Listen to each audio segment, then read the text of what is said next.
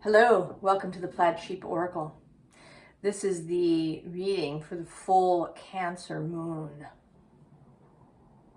The theme of this moon is this bat spirit. A rebirth is assured. Very cool, I think, for all of us. And he's kind of course, he's got Hanged Man vibes, but he's also card number 5, which is the Hierophant. So there's really a sense of spiritual authority coming through. A rebirth is assured. So we have 3 oracle decks, and then there's tarot. And we're going to go sign by sign. Aries. Aries.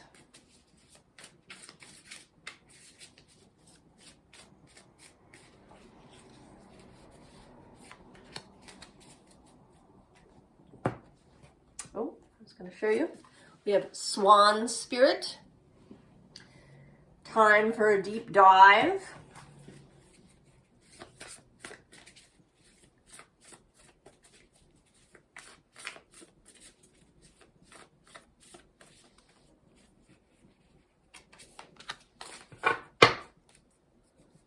The Wild Rose. Do it your way. Embrace your uniqueness. Untamed. Very Aries. This moon is, of course, square Aries. And Mars is actually in Capricorn. He loves it over there. And so he's exalted there. And he's with the Sun and Venus. Oh, tranquility.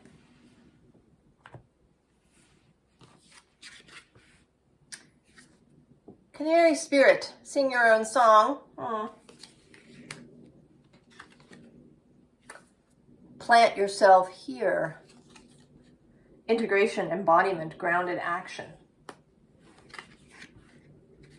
Stagnation.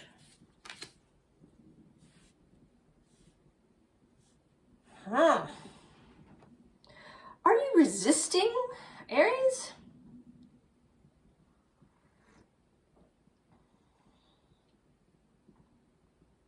I kind of have this feeling that all of these cards actually are talking about various kinds of resistance. So the deep dive is continuing to do introspection and healing work and all of those things. The Wild Rose is refusing to take any advice or any guidance from your heart even, or from your spirit guides. Tranquility could be just kind of cocooning in. This Canary Spirit too.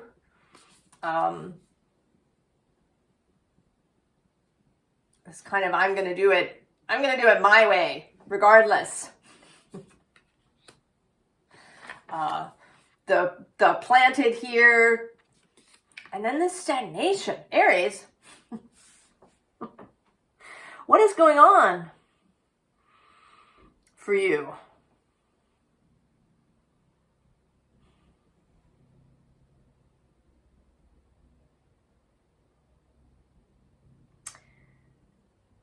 It's like the extreme somehow.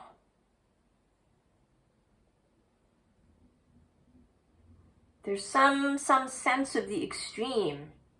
And maybe the issue is that you're already feeling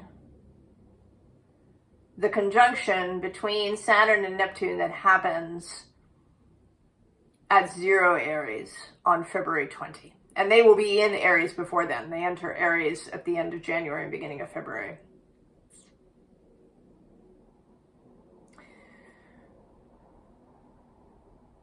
I mean, they're within a quarter degree of each other at the new Aquarius moon, which is the first eclipse. And it may be that you, perhaps, maybe you and Aquarius, Mars will be in Aquarius at this point.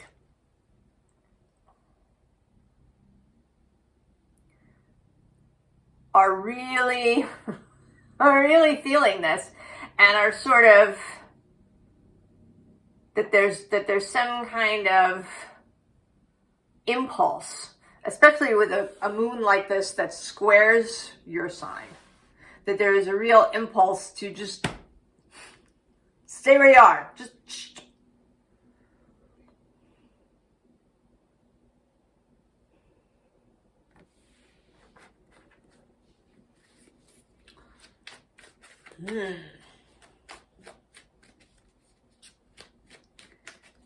Aries. I did not expect that, especially after the reading that I just did for you. I don't know if you watched that whole reading, but it was very inspiring. Here's this for you. Go forth. Huzzah, hooray.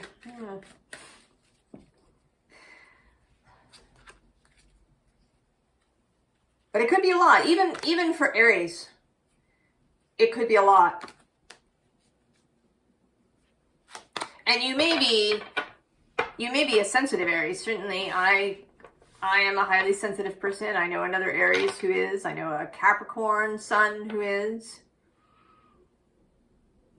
And it may be hidden. People may not expect it, that you are deeply sensitive to things. Oh, there's the King of Wands. But he's looking a little introspective. Who's on the underside? The Ten of Pentacles, the status quo. But the Ace of Cups. The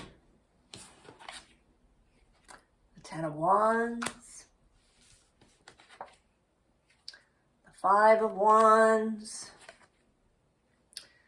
And the Seven of Pentacles. I think that this moon wants to give you this cup. Oh yeah, the Queen of Wands is sitting here under the King. And all this fiery energy, but then below that is the Moon and the Hanged Man. And I'm going to go one more to the Ten of Cups. It may be that you have become accustomed, Aries, in your life to this stance.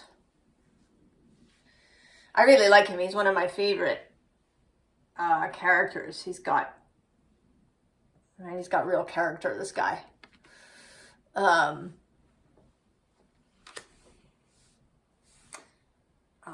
Boldness. He's bold.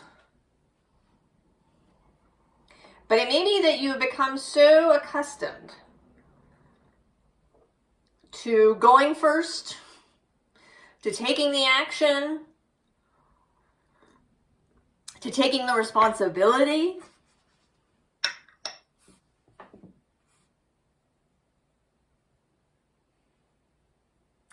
I don't know if I've talked about her before. I probably have. Dr. Victoria Sweet, who wrote 2 books. She wrote a book called God's Hotel about Laguna Honda Hospital, where she worked in San Francisco. And then she wrote a book called Slow Medicine that talked a lot about her training in medicine and how she developed her way of doing.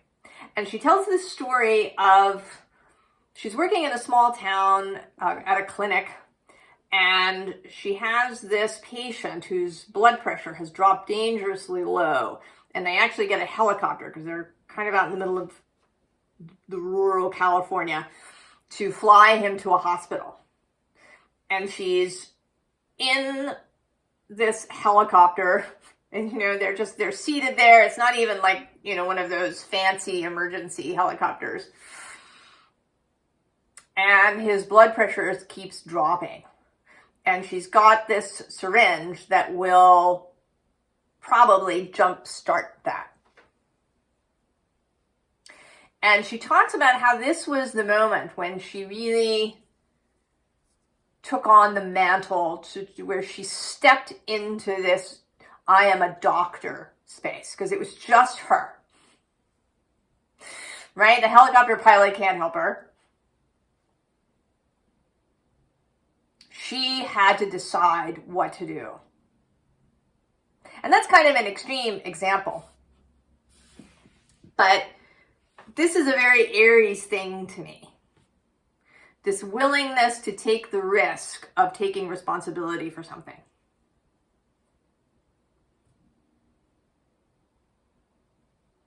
It might be, much smaller. You take the responsibility for your company spending X amount of dollars, knowing that it could all go wrong.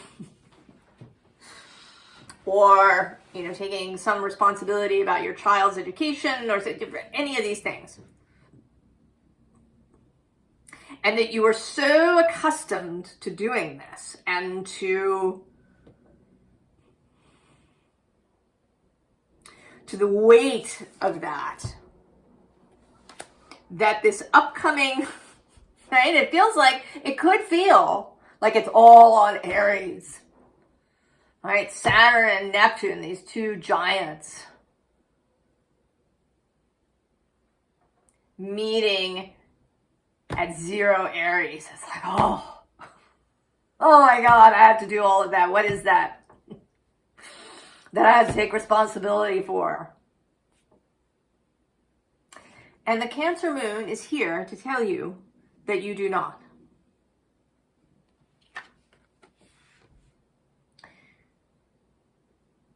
This is the cup of source.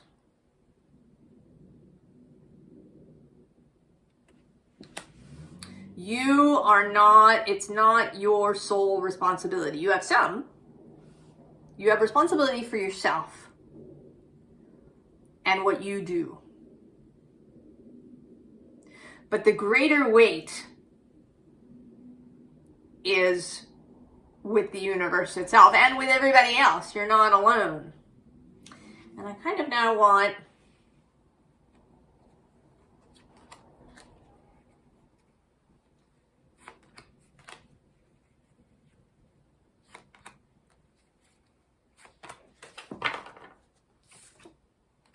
oh yeah, there's the Two of Swords. The Nine of Wands. The Knight of Pentacles. But then there's the Two of Cups.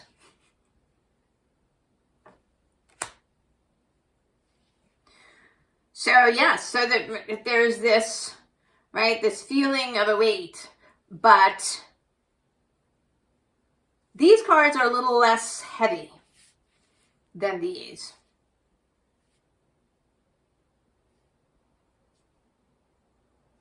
Right? The Knight, knows that he's moving with Source behind him. He knows that he is not alone. Right? He knows he has his own soul, his own heart, and other people. Aries, if you're really feeling the weight of the moment, and maybe you didn't know that's what it was,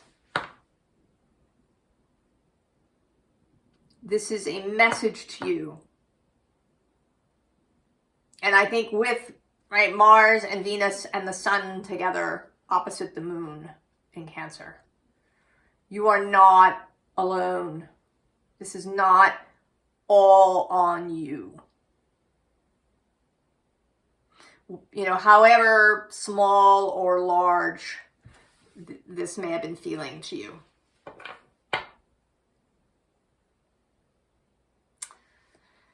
Aries, oh, I feel for you, I do.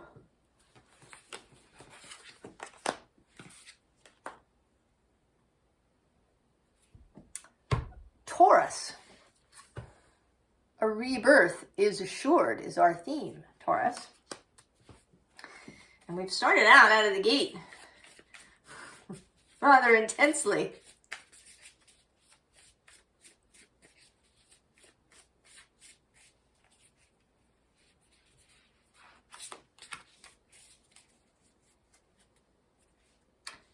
Elephant spirit, learn from the past.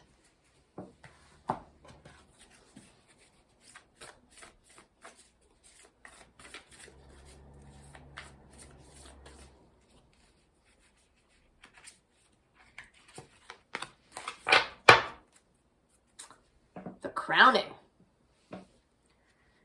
Initiation, thresholds, birth, rebirth, a seat at the table.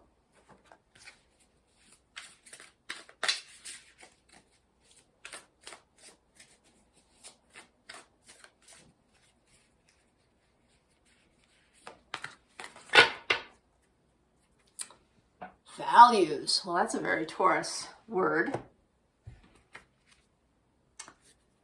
Scarab beetle spirit. This is a great card. Magic works through you. The rose garden. Innocence, forgiveness, be gentle with yourself. And redemption. Well, I suppose that one would know that a Cancer moon would be all about the deep feels.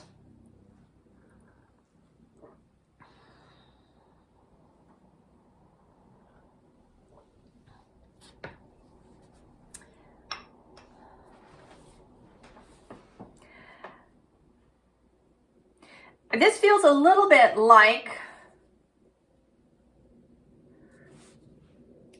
you've been working to make up for something, right? This redemption.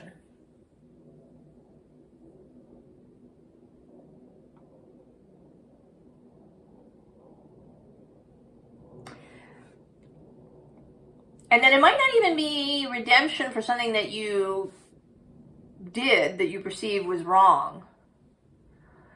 But with this values, it actually feels like redeeming resources. Like you have to pay somebody back for what you have, for your life. Then maybe you've been stuck wanting to pay back your ancestors, your parents, even if you don't know it.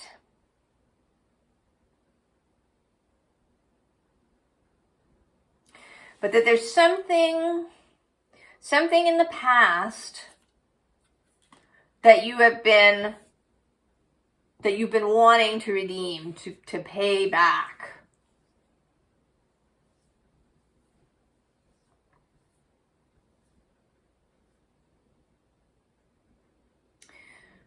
It's almost, too, like something that you've pawned, that you need to redeem your pride, redeem your worthiness through your efforts, through your success.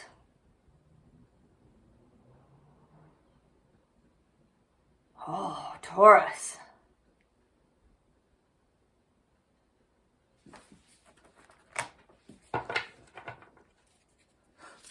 I can see these are going to be serious readings here. I mean, not that this is surprising with the Cancer full moon. When the moon is in that Cancer space, it can be very intense.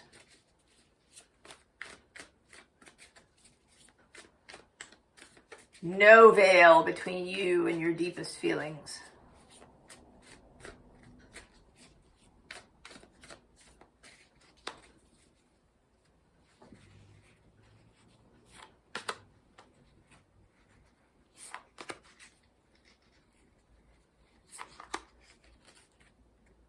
I mean, even the scarab beetle, Right, it talks about magic, but it makes me think of history of ancient Egypt, long ago history. We have the Five of Voices, Five of Swords.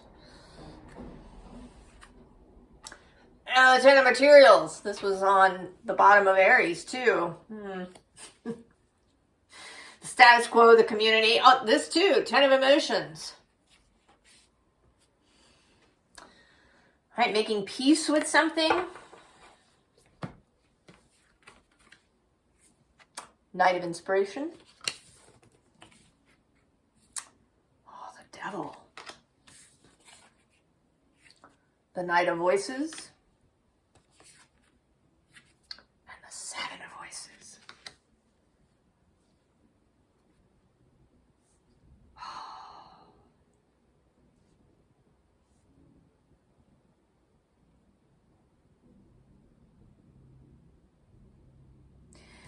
How this seems is that you are, right, you're wanting to go, you're ready to go, but there's these obstacles ahead of you. This devil, which can be all kinds of different things, both inside your own head and outwardly. There's all the stuff that you tell yourself. There's also objections. I mean, you may indeed have a family who promotes this kind of idea that children owe their parents everything. That you're supposed to, take over the family business, or, make sure that you go to college, or that you put your college degree to good use because your parents paid for it. Or.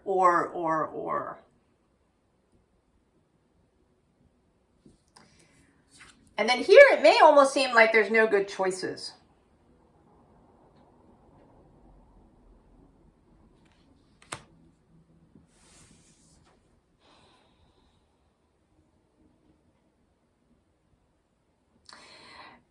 And I think that the moon here wants to free you from all of that. There's a kind of mental freeing here.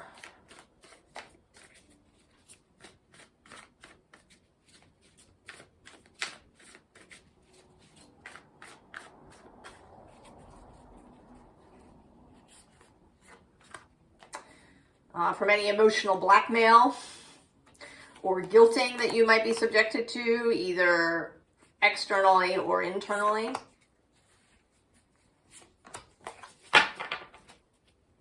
Oh yeah, there it is. Death. And the Magician on the underside this time. There it is, that magic that works through you. The Lovers. The Hierophant. The Five of Inspiration. And the High Priestess.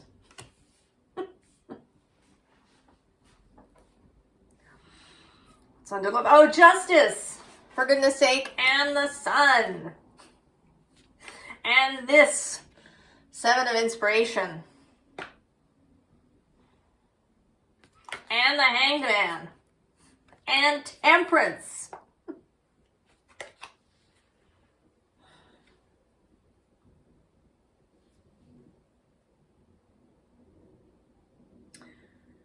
You don't owe anybody your life.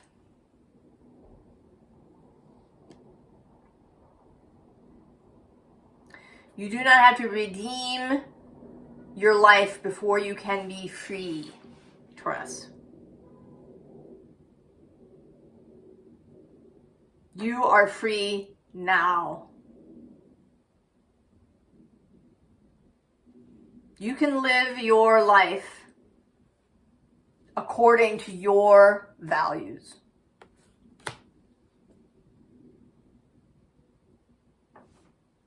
You don't owe it to your family or your ancestors or anybody else.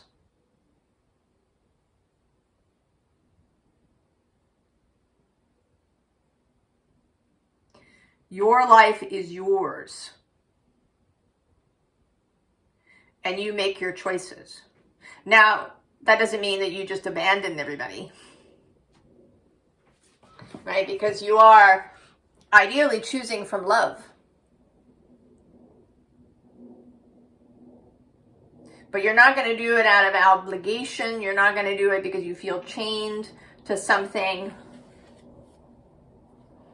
You're not going to wait until some moment when you feel like you've paid enough back to be free.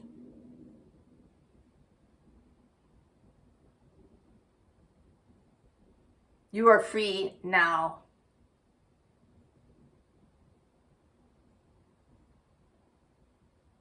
All it is, your soul, your heart, are all with you.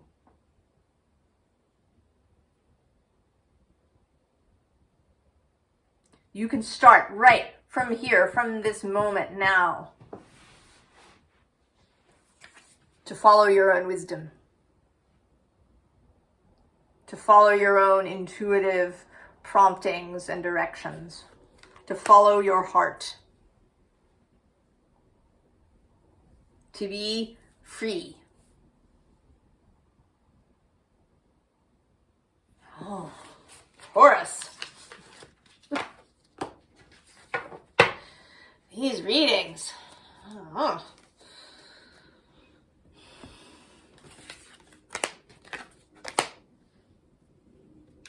Gemini. Our theme, rebirth is assured, with Bat Spirit.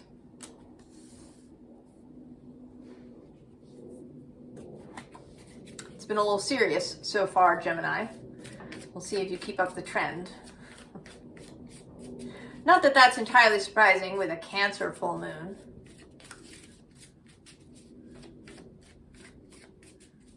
And this strong personal element of Venus, Mars, and the Sun. I mean, that is those 4 planets.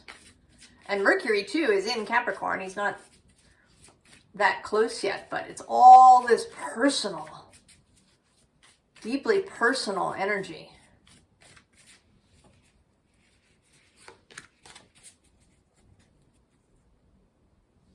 Call the Spirit. Spirit has a plan.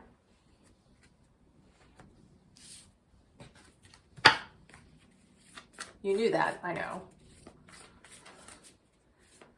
It's easy to forget, though, or at least to ignore.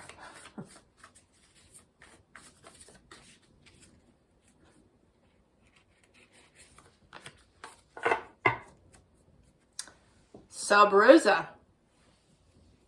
Hidden in plain sight. Mysteries, learning, and teaching. I wonder if you've been trying to figure out... Maybe you've been trying to figure out Spirit's plan. You feel like it's a secret. Things are being withheld from you, perhaps.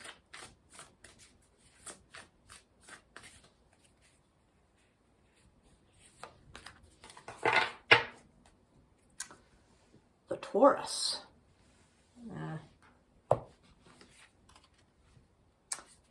Dog Spirit. Be loyal to what you love. Oh, the fertile void. Inner winter, rest, patience, potency, secret beginnings.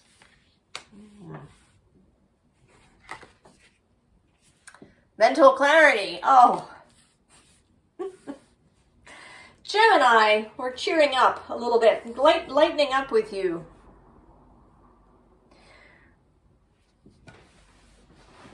I'm going to say, yes, there's been a plan. Things have been going on under the surface. There's been things happening, secret beginnings. But now more information is about to be forthcoming. I mean, this actually sort of feels like stuff mostly coming out. I mean, the Taurus is this donut shape where the energy circulates. But here, the image is mostly feels to me like energy coming out rather than going in.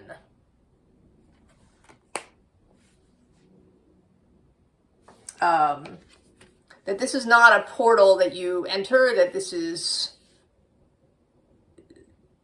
you know, the next step becoming clear. You know, maybe the plan crystallizing.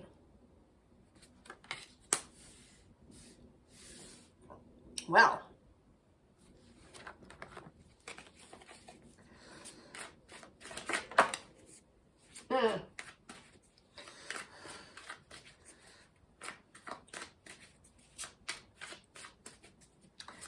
so maybe not without its challenges.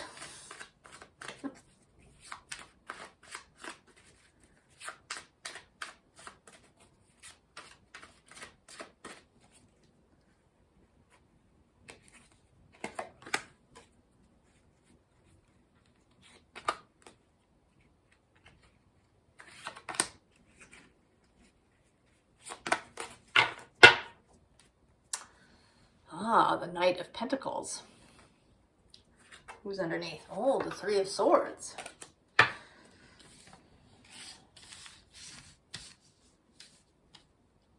So the card that flew out and that kind of wants to stand alone is Death. So this transformation.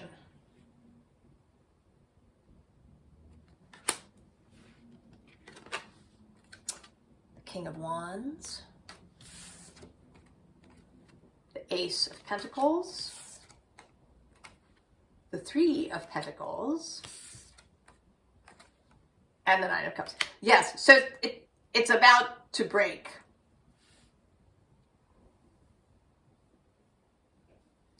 And we're already having some connections to Aries and Taurus. The King of Wands came out in Aries.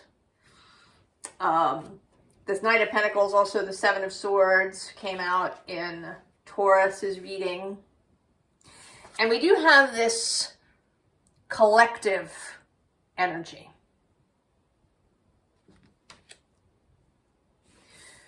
So readiness, that you are in readiness.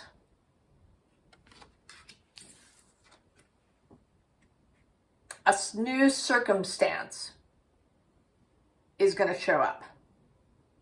And I think almost immediately, there's going to be this collaboration. I mean, it may be there's a single hand that is presenting this pentacle, but it's possible that several people show up.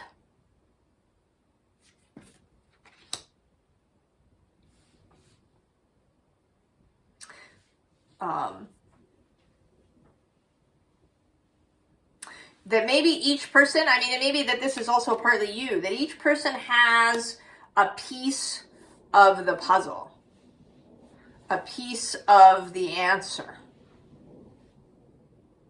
And this could be very practical. It could be that you each have some aspect to create a business.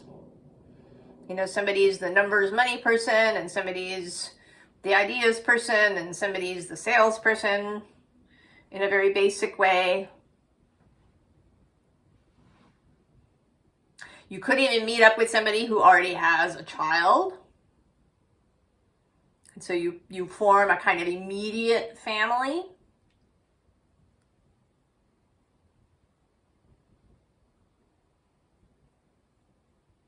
You might meet up, if you're in academia or science, you might meet up with two people who have other pieces of some puzzle. And you do a project together.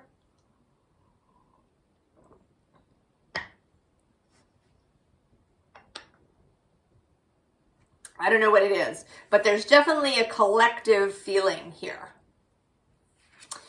And then there's you.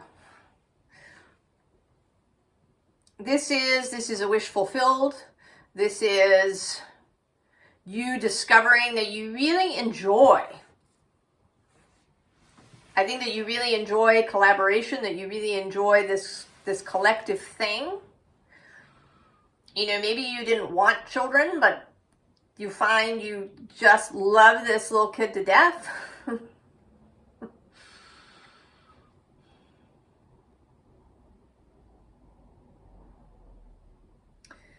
There is real satisfaction and joy once this gets going.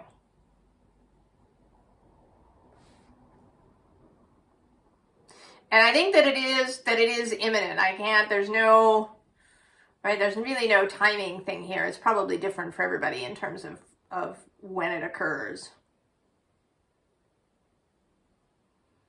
It might, with the King of Wands here, possibly be the Leo full moon that happens in February. That is the first, or the next full moon, right? We have a Capricorn new moon, and then the Leo full moon on February 1st.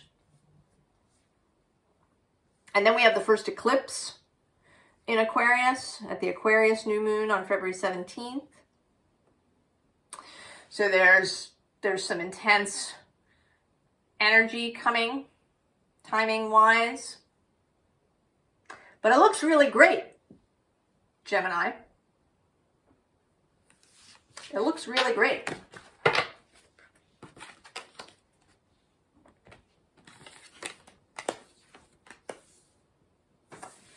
Cancer yourself. Bad Spirit, a rebirth is assured, is our theme card. There was your reading yesterday, which was quite intense.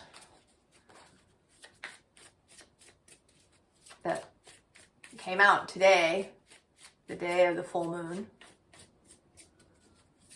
About amor fati, loving your fate.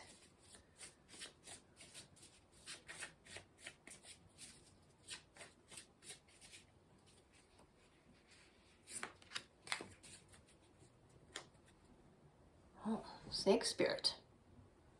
Time to heal.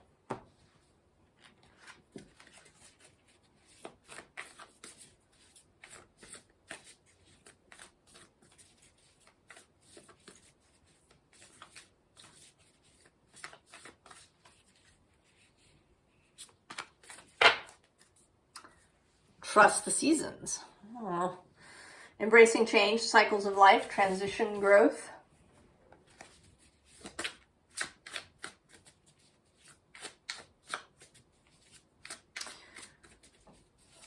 I think sometimes we can overestimate the importance of a particular astrological transit, at least in the moment, but that it may be part of a longer thing. But the current moment really feels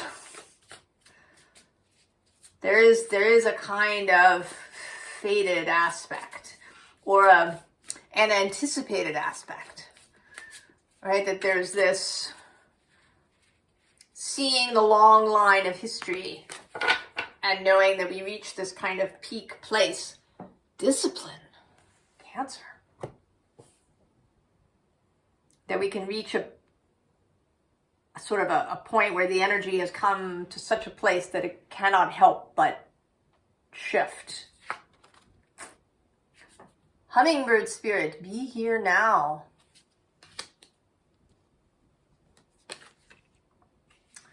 The Rose of Venus. Alignment, flow, right relationship, harmony. That is also about cycles. It's time to heal, trusting the seasons, being here now, growth.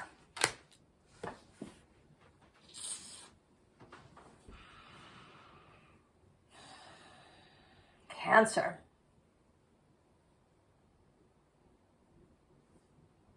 I don't know, I want to say the time is now.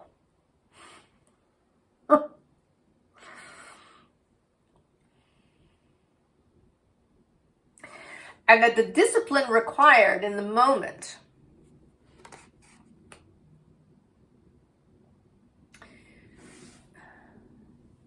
is going to be the ability to trust in the seasons, to trust in the flow, to trust in the unfolding. And there's something about you in particular now, about the Cancer energy, that Cancers task, mission in what I think is a major place of change. And we might not see it, you know, it might not be something that happens instantly over the course of 6 months or something. It might take 5 or 10 years to really unfold and be seen fully.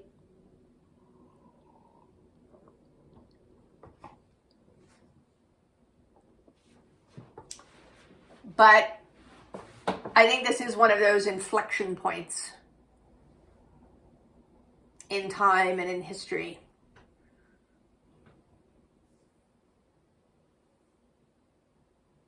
And that your task is to hold the faith,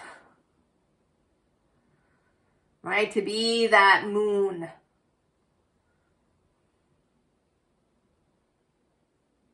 Right? A kind of guiding spirit,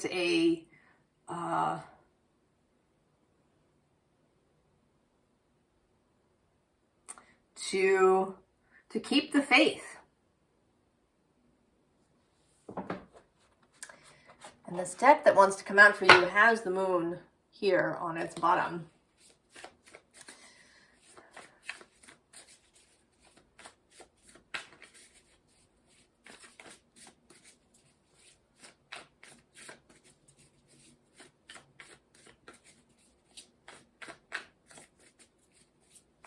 I think we are all going to be asked to take on more responsibility in a spiritual sense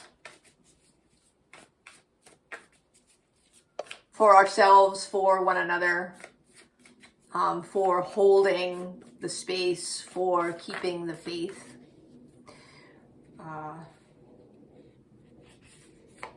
And you, as you are guided by the moon and can really feel the shifting tides and emotions of the world, may have that responsibility. Kind of holding that moon steady. Oh, the Knight of Tides. Yeah. Temperance on the underside. So, right, like steering the ship by the moon.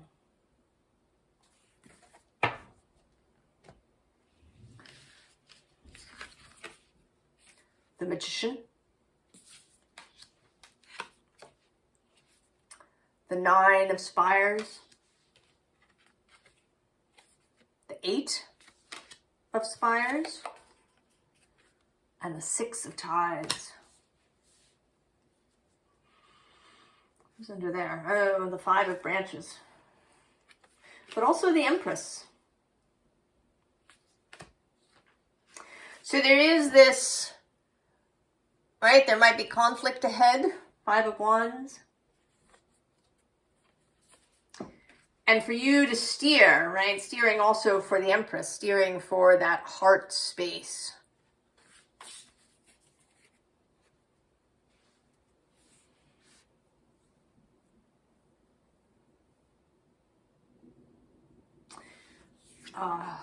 Keeping the magic clear, keeping it on mission, I want to say, keeping it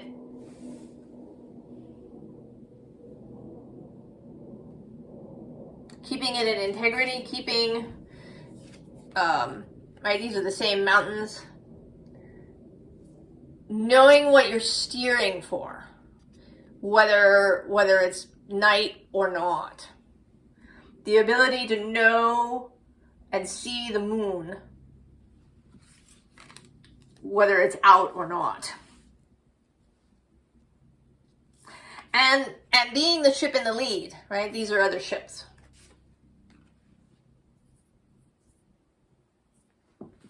There's a leadership aspect here around all those Cancer-y themes of emotion, of managing emotions, of having a regulated system so that you're not triggered every 5 minutes.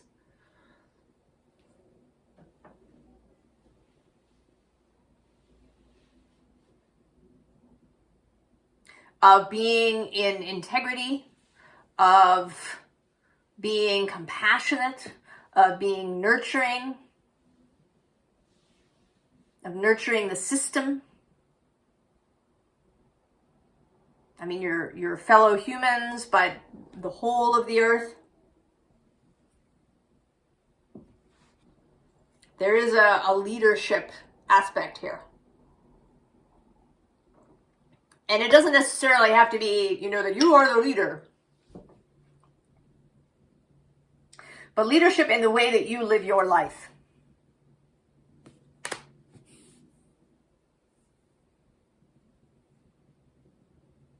That you live your life in integrity.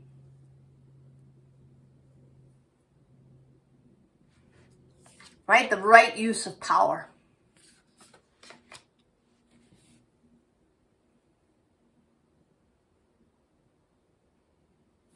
I don't know, I want something for you personally, Cancer. I mean, I think that this may be something that we all want and we don't know that we want it. There's a kind of ethos in modern society about being as free as possible, not being beholden to anybody. And I think that it's killing us.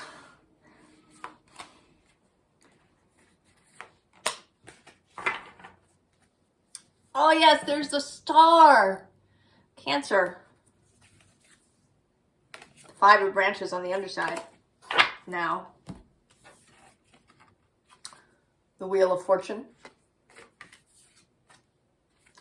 The King of Tides, there you are. And the King of Stones. So I think what's in it, if we want to say that, what's in it for you personally, oh yeah, Judgment under the star, is affluence, abundance, a real feeling of satisfaction, of, you know, really being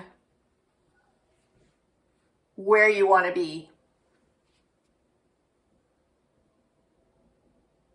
Having emotional and physical satisfaction with your life. You know, feeling in alignment with the wheel. Being in flow. I think it sounds great, Cancer, and I hope you take up the challenge.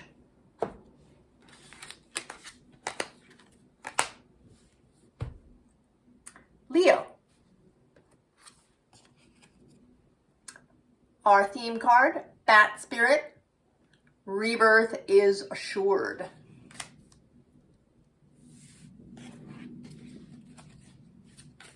We've had some serious themes, Leo.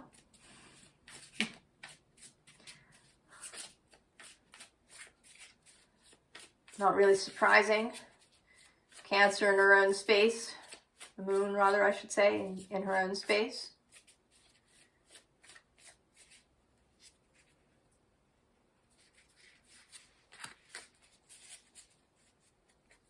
Oh, time to heal. That was in Cancer's reading. Well, you have some extra connection, and there was that long retrograde of Mars moving through Leo and Cancer.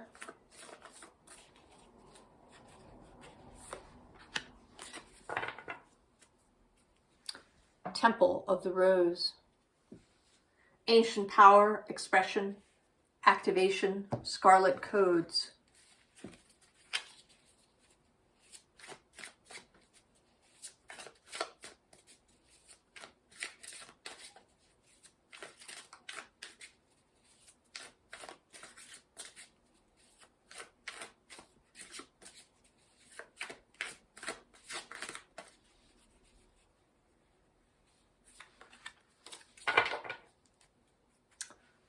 Growth. That appeared in Cancer here. And Spirit. Time to collaborate. The Rose of Venus. alignment, flow, right relationship, harmony. Also out in Cancer right here. Anguish. Leo.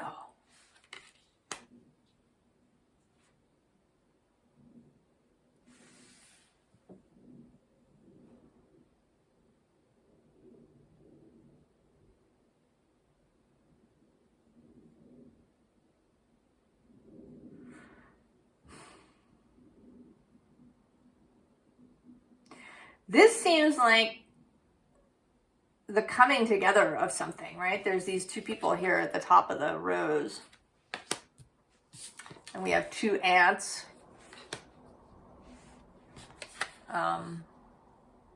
There's sort of two primary bees here. I mean, maybe this other person is a Cancer, since we have that connection, or you have a strong Cancer placement. Maybe you have a Cancer moon if you have a Leo sun, or vice versa.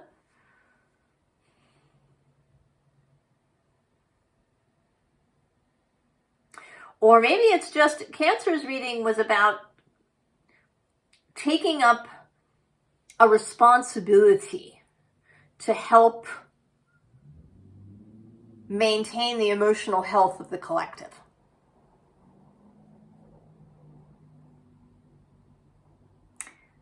And maybe there's something about you doing something similar, but for one specific person.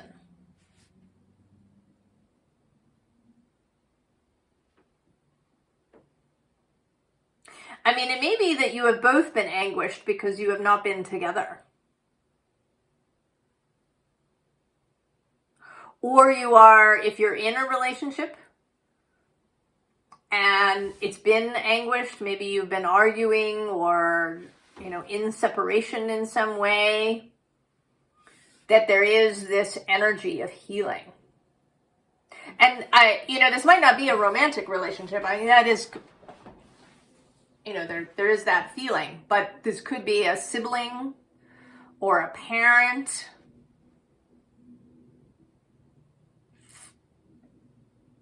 Leo.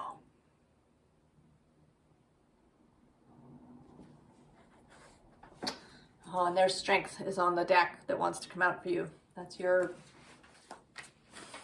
And that was also true, again, Cancer had moon on the bottom of the deck they chose.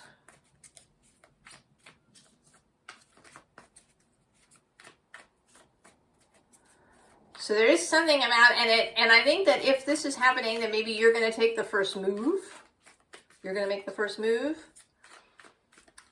towards reconciliation, if what that is. It could also be that you are witnessing two people who are anguished. And that you're going to take some sort of step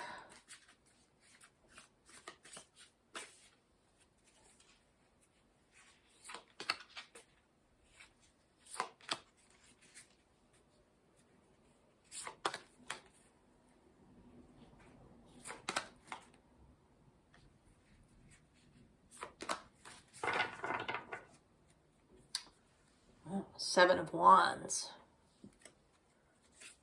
That is Mars in Leo. Hanged Man on the underside. Also, in this particular deck, this Seven of Wands has started to take up the meaning of skillfulness to me, right? Because he's dancing with these wands that are on fire. Or he's, right below him is this devil. And this Ten of Wands. Oh, and then there you are again. The King of Wands below. There is something that you are going to remove. You are removing a devil. Right? You're lighting this wand. I mean, here too, these two cards. It's like this person is all, kind of caught up in their own, perhaps mental thing. And you're lighting this wand over here. We also have this Tower and the Queen of Wands. Oh my goodness, and the Knight of Wands.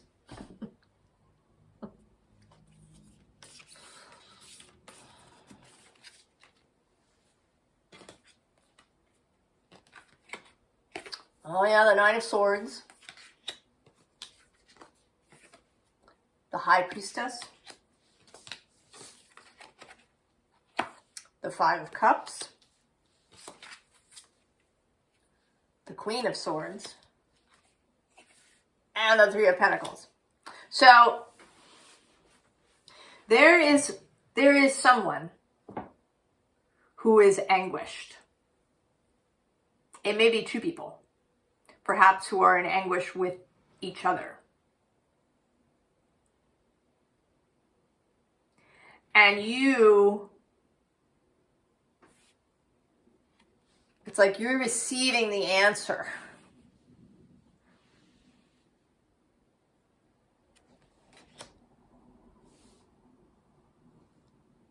And I think it's, it's a real serious answer. It's like this, right? It's like the sun.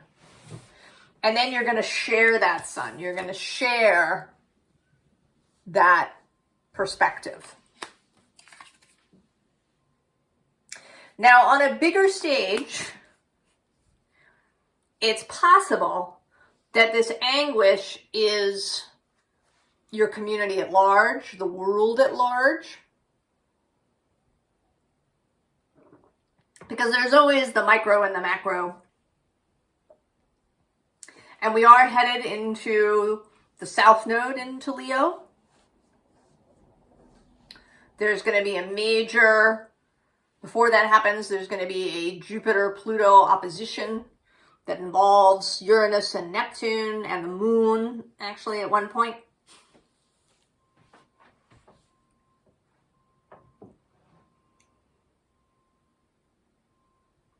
So this might be, it might be a very, if one wants to say, a small thing, where it's just one person or a couple of people, and you're going to intervene in some way. And you're going to know how to do it. You will know just the right thing to do and say.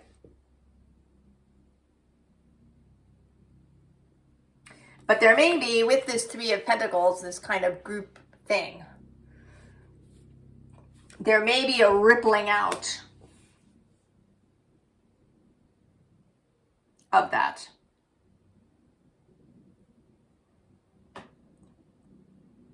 And I think that you will find great satisfaction in this.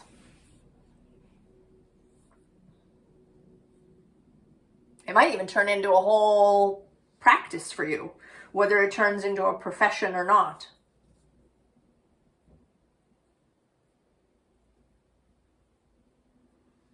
Oh, Leo. This moon. Serious things. Serious things. Virgo. Our theme, Bat Spirit, a rebirth is assured. But you knew that.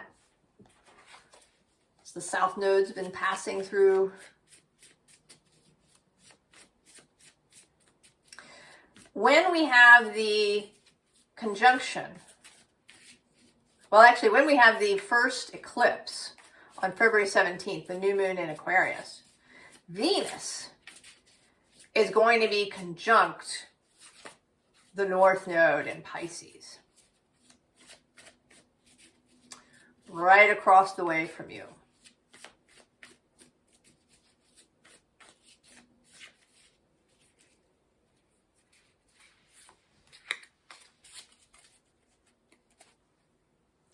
Parrot spirit, watch your words.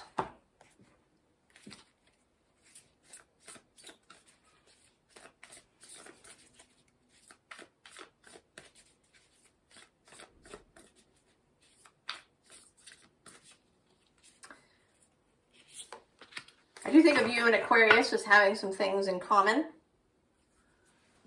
Morning dew. clarity, a fresh start, a positive outlook. I mean, you are an earth sign with Mercury as your guide, this airy guide, fast moving. And Aquarius is an air sign with Saturn as one of its guides. So this more earthy, grounded energy. So I think there's similarities.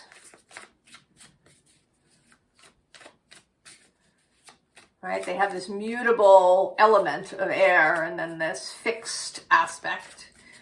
And you are a mutable sign but you, Virgo, are earth, which is more fixed. So there may be something about this eclipse, right? The nodes are still the worker in Pisces, Virgo. Dove spirit, be peace.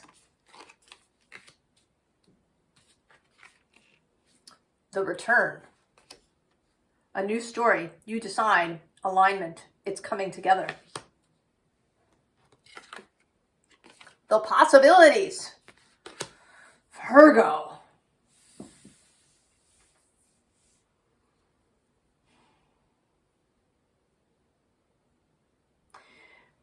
There's absolutely this opening. This opening as we move into this year and the South Node will move out of Virgo.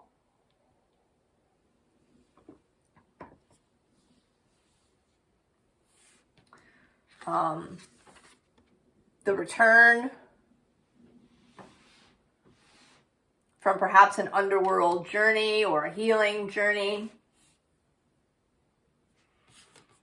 Right, this is the first card of the air suit, possibilities.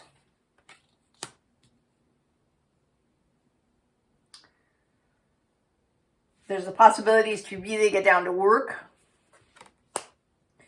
to find renewed vigor and renewed inspiration and vitality, new ideas, new directions. And the one caution kind of is this, watch your words. So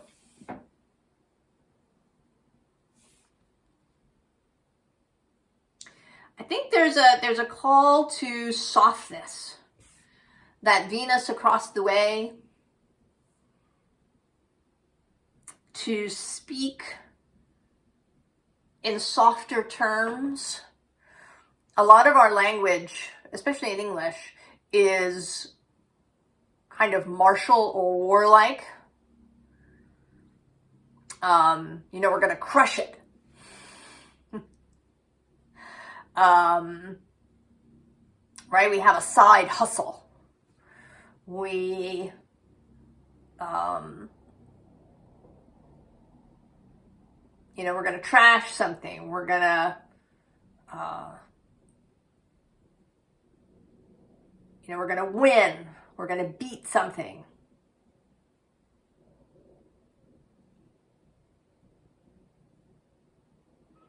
And there's a call here, I think, to be softer.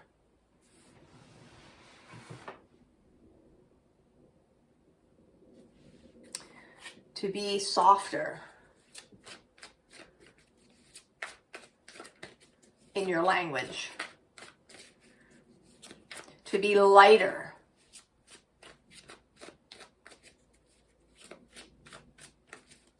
To speak with positivity, to speak with optimism. To use loving language.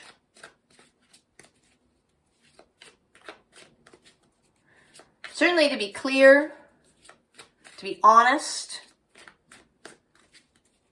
but not with harshness. Look at that, Ace of Cups falling right out.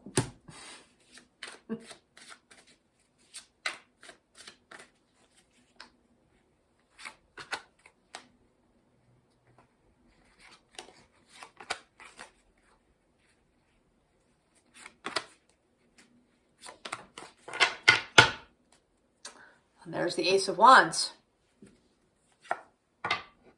Nine of Swords on the underside.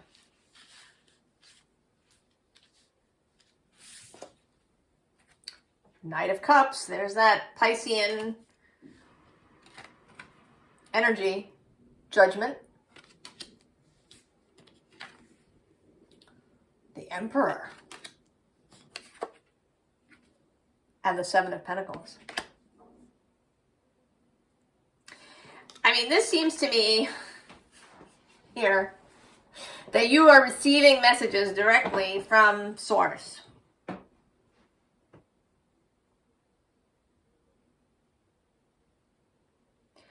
And Source is not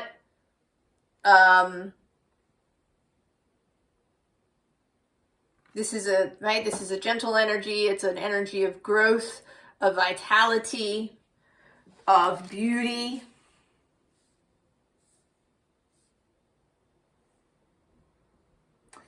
There is a softness, a romance, romantic in the full sense.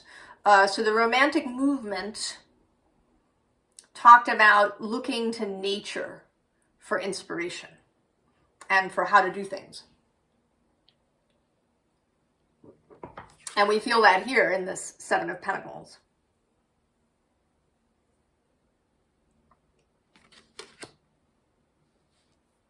So your earthiness, your connection to nature, your connection to the body. Oh yeah, see, under this new inspiration of the Ace of Wands is the Two of Cups.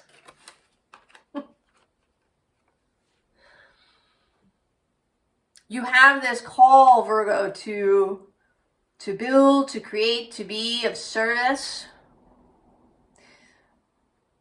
And what's wanted here is peace, a loving energy, an optimistic energy.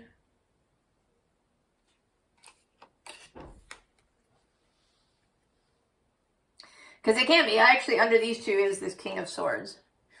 And Aquarius can be a little hard. It can be kind of ruthless. And Virgo can have that aspect too. That's another kind of thing that you may have in common. This a little bit of a ruthless energy.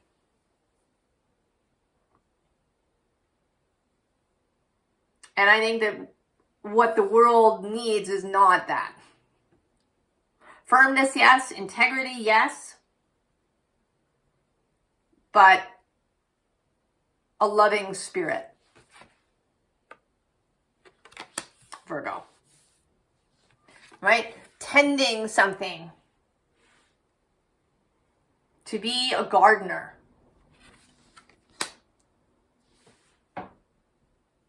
And one who is gentle with the garden, right? You're not going to spray it down with Roundup.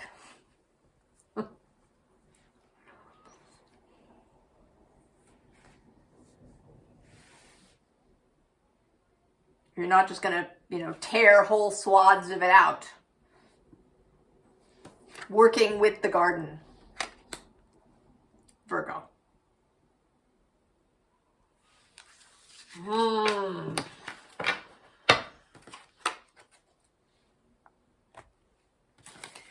This reading seemed to be largely about the call.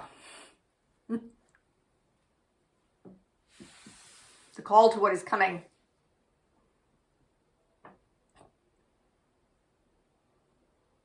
Libra. It's our theme, Bat Spirit. A rebirth is assured.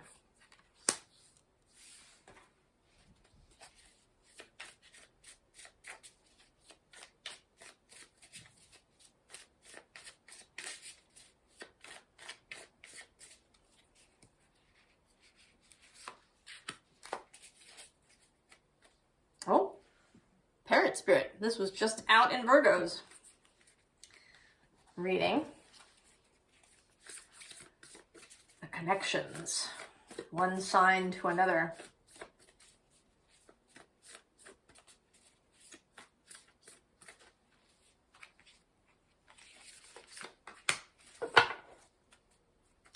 Oh, lineage of the rose.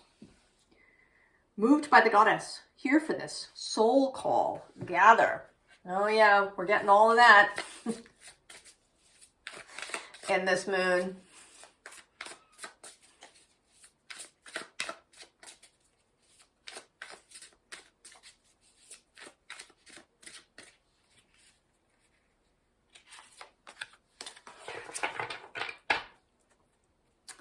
The soul journey.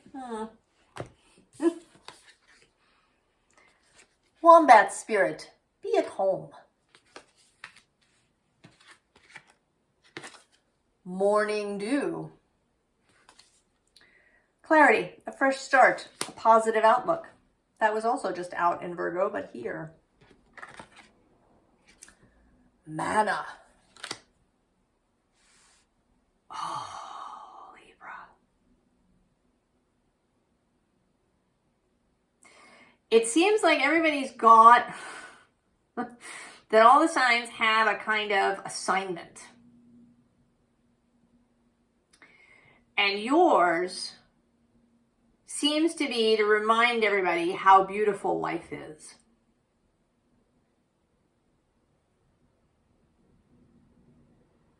Right? That we are at home. That we receive manna from heaven.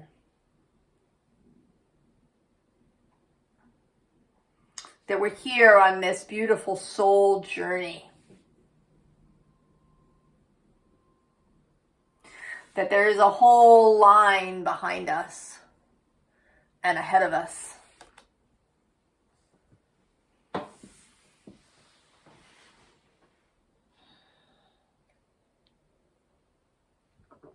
And it makes sense. This Saturn-Neptune conjunction happens at 0 Aries.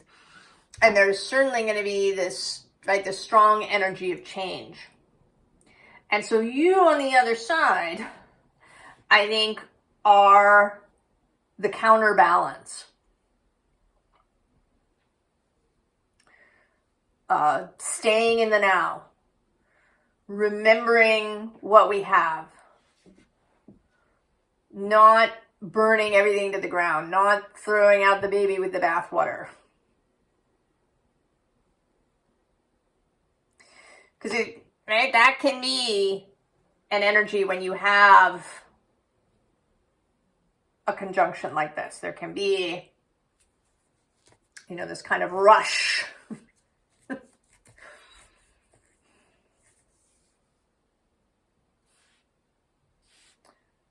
So the holder of beauty, the holder of harmony,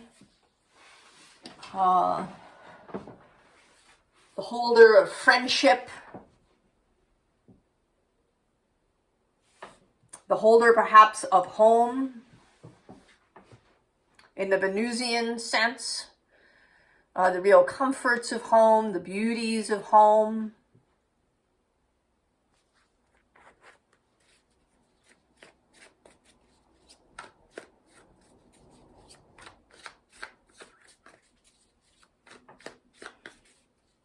The gifts of nature, the gifts that we receive when we move in optimism, in flow, in alignment, that justice energy of natural alignment, of things being true, things being plumb.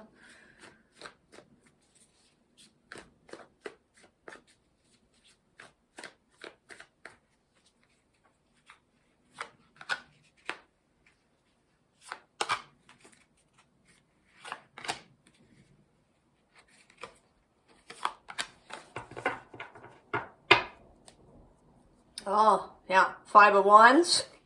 Conflict right there on the bottom. Who's on the underside? The Emperor. There he is. Aries. King of Cups. 5 of Pentacles. Ace of Swords. And the 8 of Swords. Oh, yeah. You are the light of compassion, the light of remembering,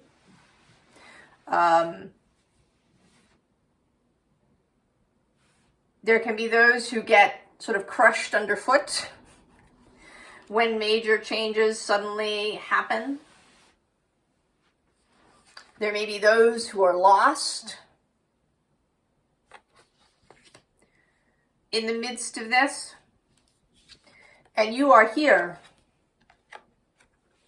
Libra.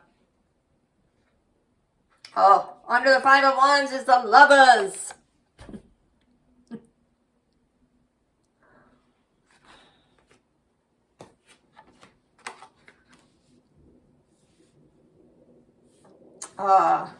Right, the sword of the light of truth. An angelic kind of sword, the sword of justice, but a natural justice, not, not laws and courts and that kind of thing. Who's next to the Emperor down here? Oh, the Four of Swords, pausing. Consideration. All right, Venus in the mind.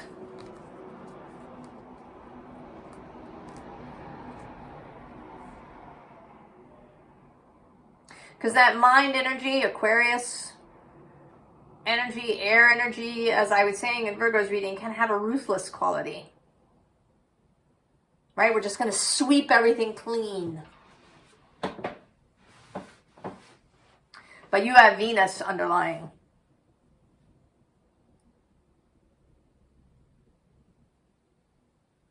And she is meeting with both the sun. She's meeting the sun now. She has her exact conjunction to the sun on January 6th.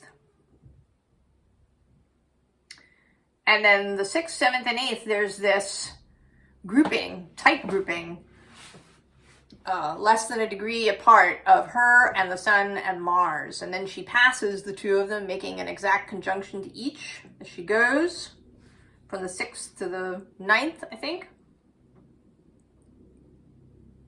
So she is leaving her message with them before Mars moves into Aquarius, where he will be for that Saturn-Neptune conjunction. He and Saturn are mutually receptive. And she will be in Pisces when that conjunction happens. Lending her energy of love and beauty and harmony to the proceeding.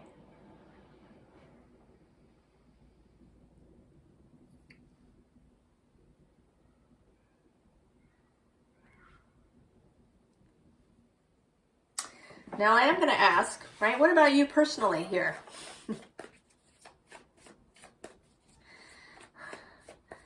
All the signs have been sort of getting their assignments.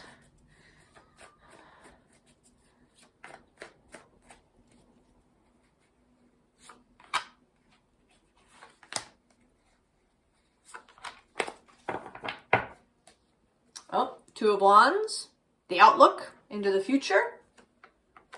Lovers on the bottom now. Page of Pentacles. Well, there's the Five of Wands again. And the Four of Pentacles. So I'm going to say that there's a creative force here for you. That you can take through this energy of the Five of Wands, through the energy of what's happening across the way. This is actually Saturn in Leo, traditionally. Right? You go from the one pentacle to a lot of pentacles. And that can be anything. It can be money, it can be other kinds of resources, it can be friendships, it can be personal satisfaction.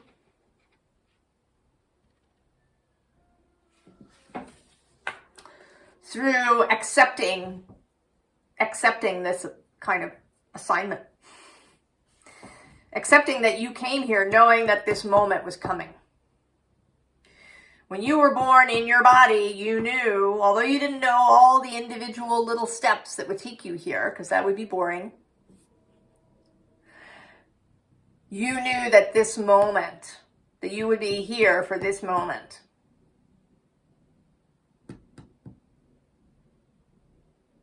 and that you could take up this challenge or not.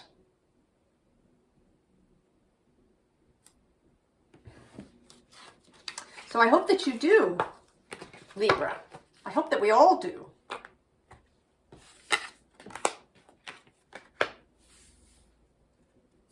All right. Scorpio. Here we are. Our theme. A rebirth is assured. Very you, Scorpio. So I should tell you, if you haven't watched another reading before this, that everybody's been kind of getting their mission, the revealing of, each sign, I want to say, because we're all combinations of the various signs, is receiving their call. Here is an energy that you will hold in this inflection point, in this moment of shift.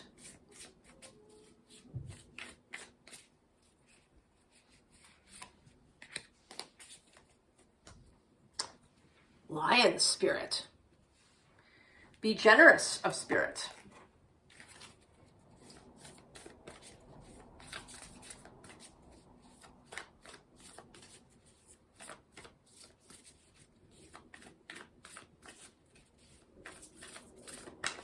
Ooh.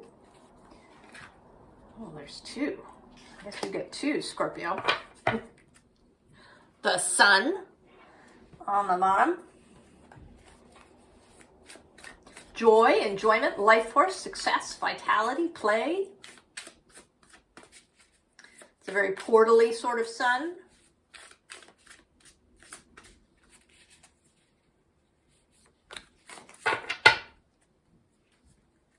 Reverence.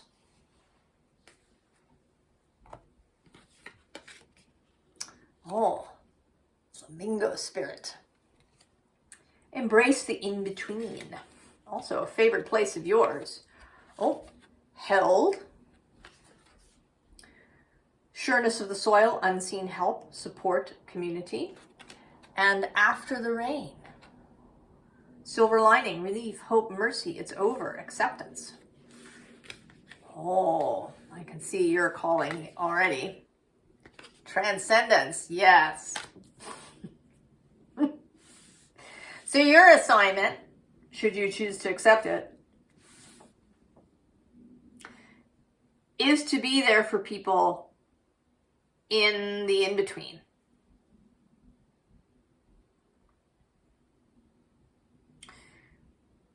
I mean, regardless of exactly what happens from here on out, there's going to be upheaval for people of one kind or another. For some people, it might be financial. For other people, it might be in relationship. It might be in, what they've believed to be true. It might be, in how they live their lives, whatever it is.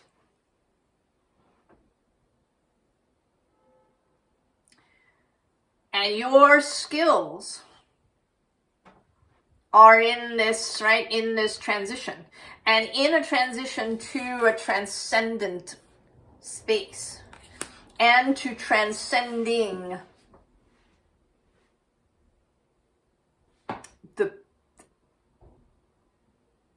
what was holding you back. Right? There's this sense here with this portally sun. And also with this Reverend bee who's rising up. Actually, below that, we have constraints. Right? There's this generosity of spirit that I think we're all going to need. We're going to need toward ourselves, toward each other.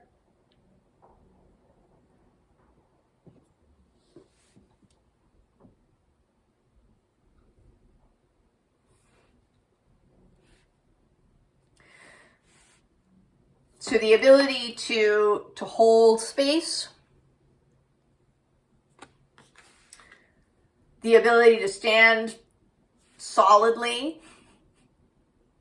while the earth is shaking, right? And kind of having that flexibility, the ability to remain upright when everything is shifting, sea legs, if we want to say.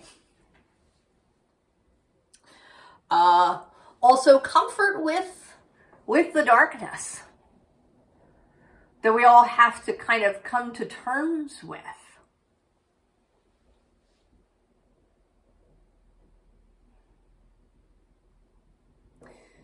There is this sense of the sun being like an eye.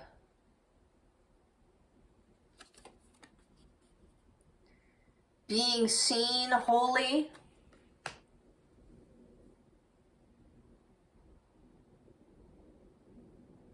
Seeing ourselves wholly, and how that can be very difficult.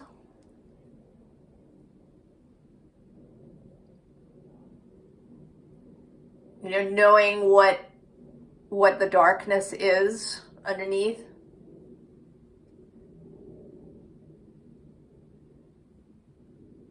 Can be very painful. And that is both individually and then also as a group. Right? Perceiving a group's darkness. The group's shadowy bits. That exist everywhere. Every group has shadowy parts.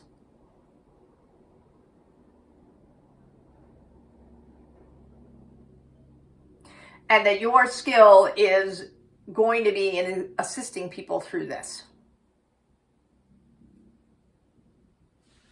I don't know how that's going to...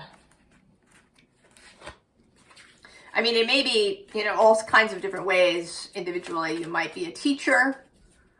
You might be a therapist or a medical doctor or, someone who does divination or astrological readings.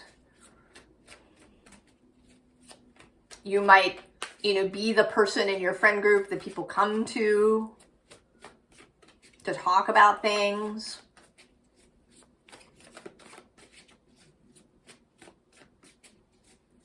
It may be the way that you live your life.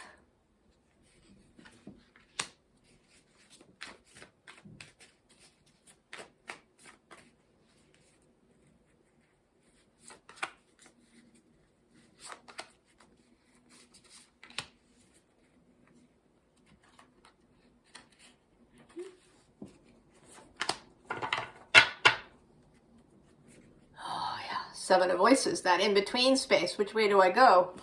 What do I choose? What's on the underside? And there you are. You've been through it.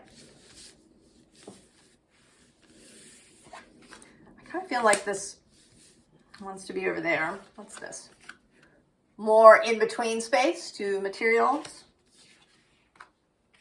And there's the Ace. The Knight of Inspiration. Five of Inspiration. This five of Wands is coming out, right? That chaotic space where you can either, have an argument and harm one another and try to best everybody, or you can cooperate and create something. What's under the Seven of Voices? Oh yeah, the Devil.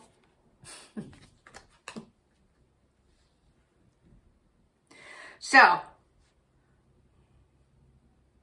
right, there's also the holding of the thing once the new thing arrives, right? When everybody rushes off, remembering, knowing, holding the space for this creational energy. Turning things towards a creational Five of Wands rather than a combative one. And what is this? Oh.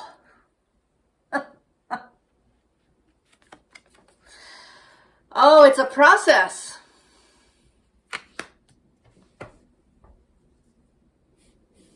I mean, you are a fixed sign, you're fixed water, you know that it's a process, that it's an emotional process.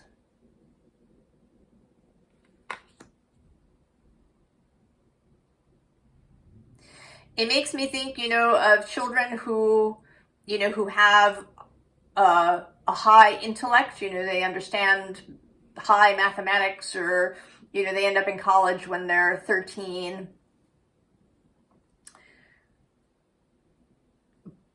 But their emotional development takes a back seat. And I think that as a society, right, the internet, is kind of, it's like a teenage thing. We progressed technologically really fast without the emotional development to meet it. So we have what we have. And we have a tendency to do this, right? We come up with something new. Oh, the printing press. And then we don't take the time to really consider what we should do from there.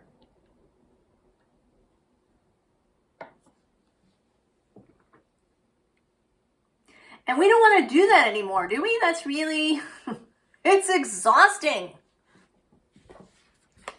Taking time. That this transition takes time. Now, I've been asking, what is, what's the personal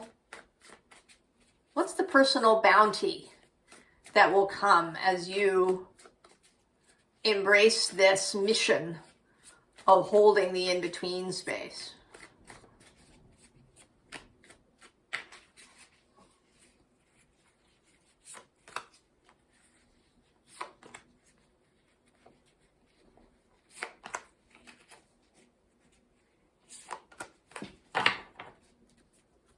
Oh, personal inspiration, page of inspiration, page of wands, the 2 of wands on the bottom, 8 of emotions, Queen of materials, the Wheel of fortune, and the 9 of cups. So this seems like you're moving into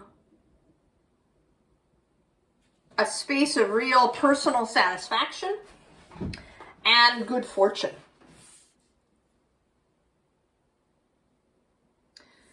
And one that is not tied to the past. That part of your gift is that as we are in this, as you hold the in-between space, that you get to, right, you've moved on. That's why you can hold the in-between space.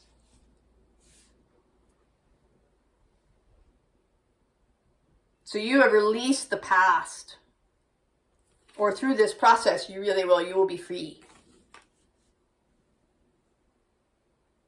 Free to move into whatever affluence and joy and satisfaction are to you. Scorpio.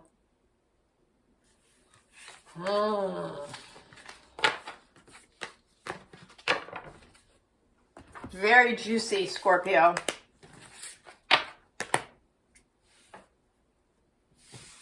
Sagittarius. Bat spirit, rebirth is assured is our theme for this full moon.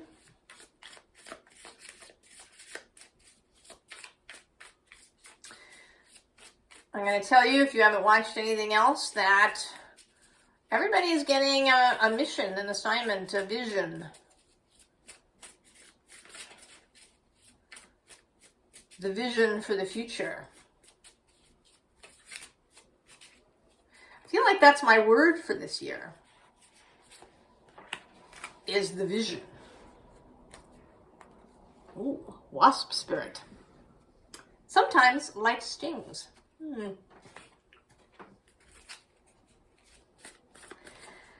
I feel like you would view that as a as a challenge or an invitation, Sagittarius.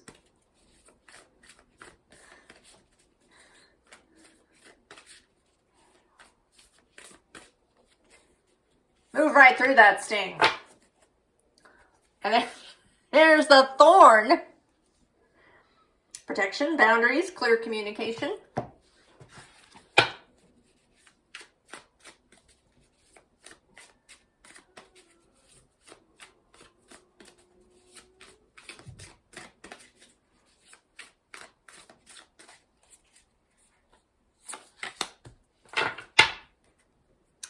Oh, the soul journey. That was in Libra's reading there. Electric eel spirit. Bring your ideas to life. Release the petals, Sagittarius. Transformation, death and rebirth, shedding, all change. And indifference.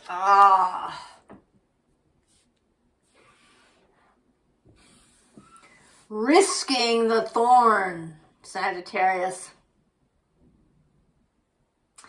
There can be a feeling with Sagittarius energy of being separate, right? Like riding over the surface. Having blinders, right? There's just a target. And I'm going to go to it regardless of what's happening around. I'm not touched, right? I'm just this fiery arrow that shoots to its target. I'm not touched by that which is around me. I am indifferent to it.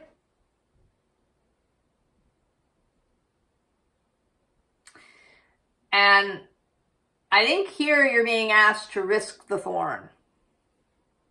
To risk the sting. I mean, even this electric eel, right? That's a little stingy.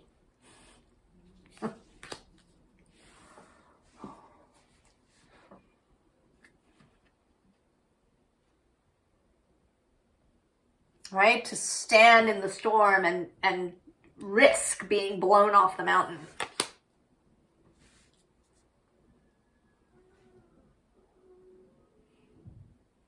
I think your sort of assignment is to be willing to take the emotional risk of caring, of having skin in the game, of concern for others.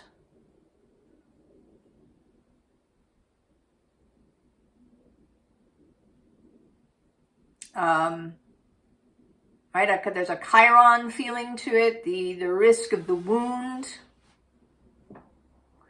or the wound that you have being exposed.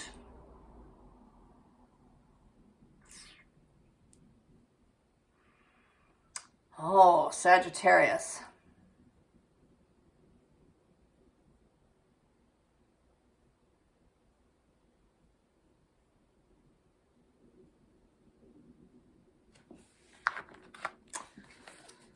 Sagittarius.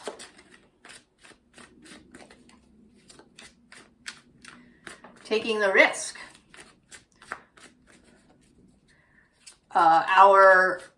This societal kind of philosophy that we have that freedom is the highest good and you shouldn't be responsible for anybody else, and worrying about other people's emotional state is labor, and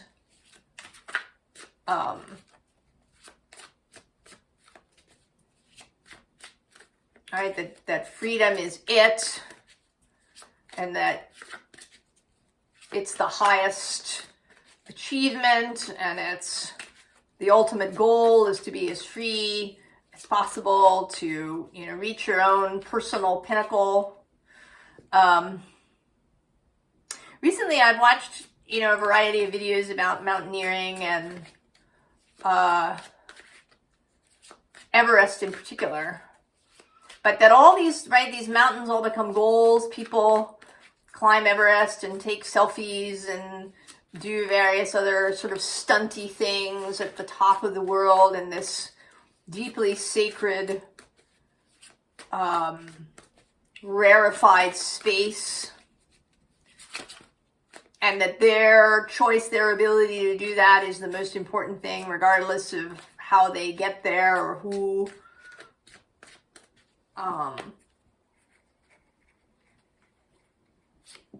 who they put at risk in this process. And that we're all only responsible for ourselves and this kind of thing. And I think that you are being asked to say no. We are interconnected. I feel for all of my fellow beings on the planet. Oh yeah, see, there's the Four of Cups. There's that indifference, the apathy. Seven of Wands, perhaps a little bit of defensiveness underneath. The Chariot, the Sun, the Page of Swords, and the Three of Pentacles.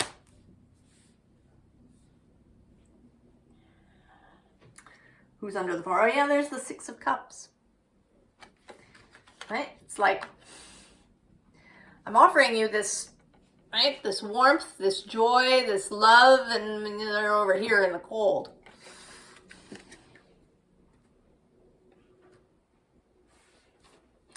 So I want to say that these energies are cosmic energies. This Chariot, who is associated with Cancer,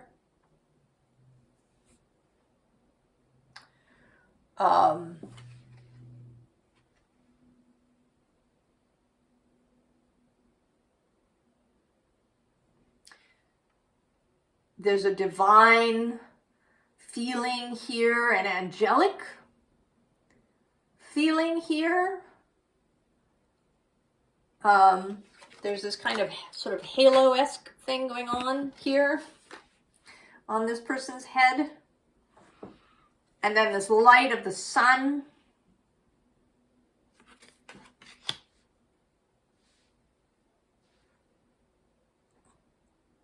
Jupiter, your planet, is moving through Cancer at the moment.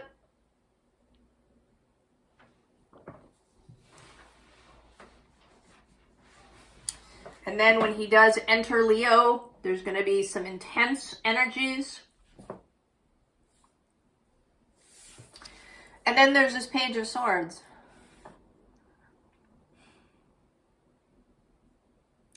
It's a beginner, it is a beginner energy, but it's more like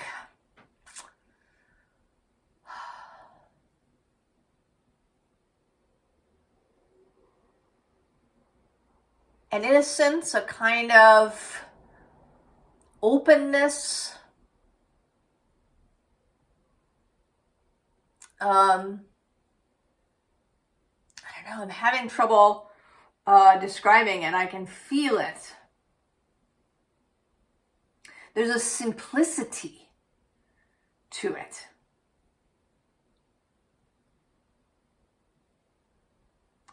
A simplicity to the message. If you read the Terry Pratchett books, I'm sort of thinking of Carrot.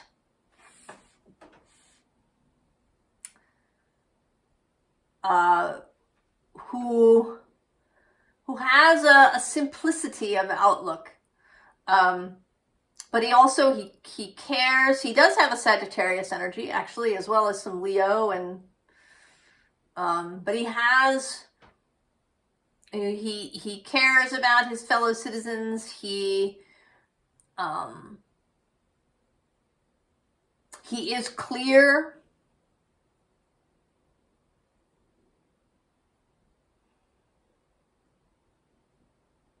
He is simple. But that there is something, there's something compelling about that, about the simplicity. And then this, this collaborative card.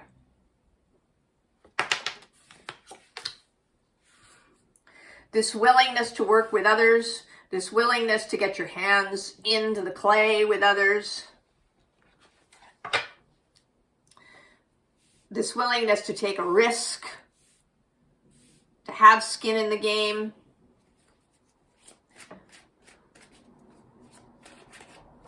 To not be separate, to not just be an observer, to not be interested solely in your own journey and your own target.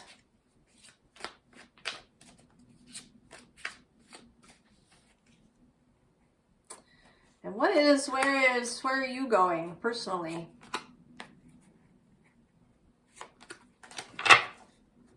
Oh, look at you.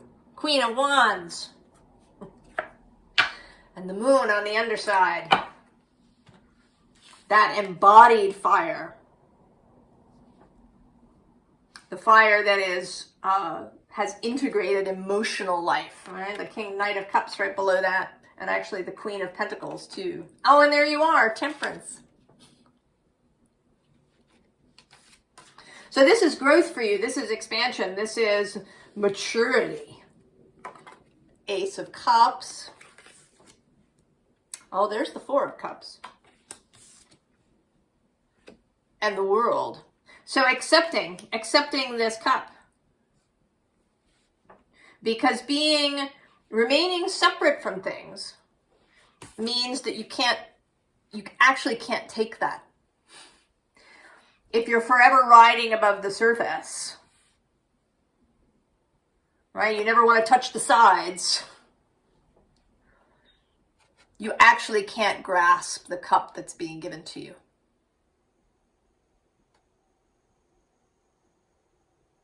So it's your ability to take that cup for yourself, to have that satisfaction, that love, that achievement that is yours, right? To be in the new world that you really want to see. Sagittarius, this moon, this year, oh my goodness.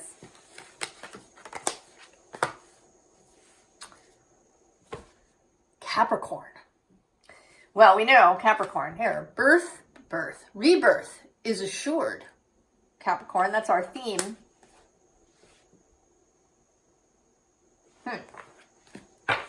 You seem to want to go in reverse. To do this in a different order. Of course, the sun is in your space, conjunct both Mars and Venus, and Mercury's in the house too. All this really personal energy, and then the personal moon across the way.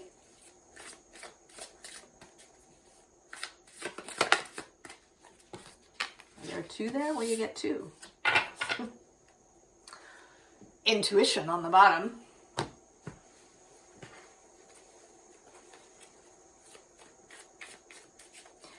So far, if you haven't watched any other sign, there are missions being given, should you choose to accept it.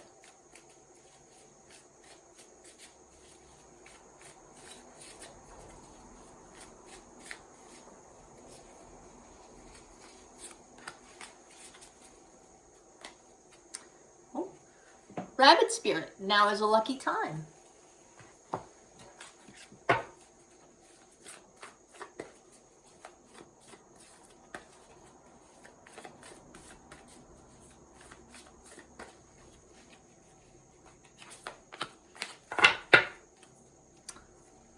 The wastelands. Sustainability, slow down, tend to your garden.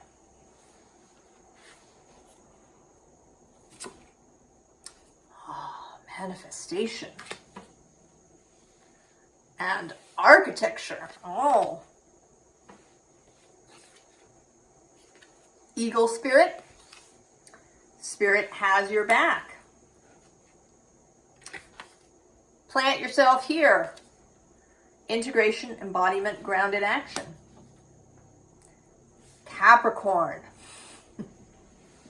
Well, your assignment clearly is to build it and they will come.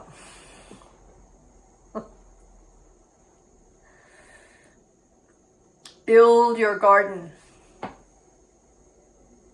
This is actually, it's synchronous for me. I have a friend who has a Capricorn sun, and she, one of her goals for the year is to work on her garden. She has an actual garden, and to make it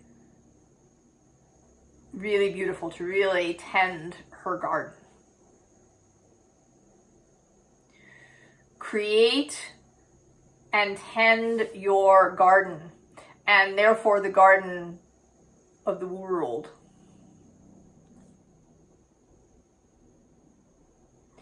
There's a real feeling here, more in this reading, I think, than in any other, partly because of this Sistine Chapel ceiling moment here, of what you do personally has great effect on the rest of everything.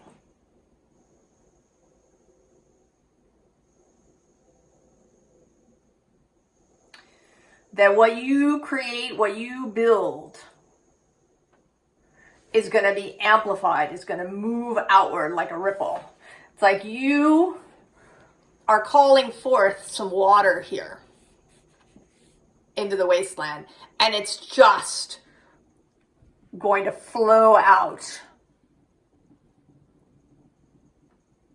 and be water for everybody. This lucky time. And Spirit has your back. You are amplified.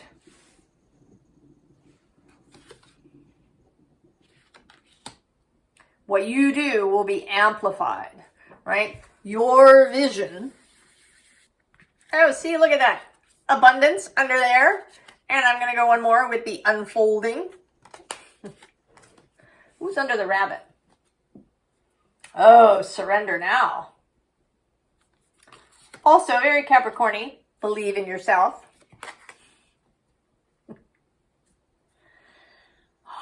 Capricorn.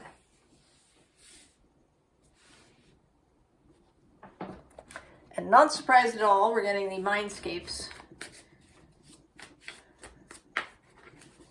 Tarot.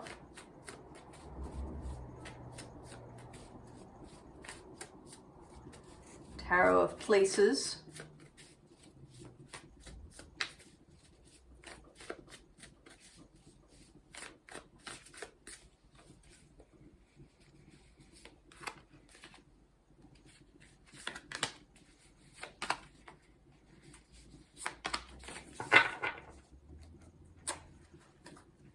Four of Spires.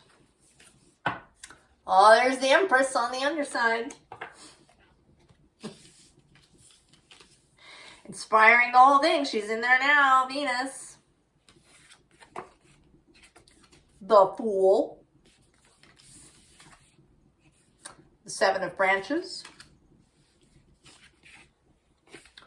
Four of Tides.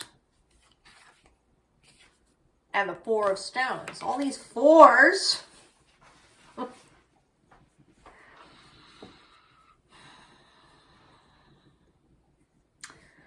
Right? The building of something. And I think that you should not be afraid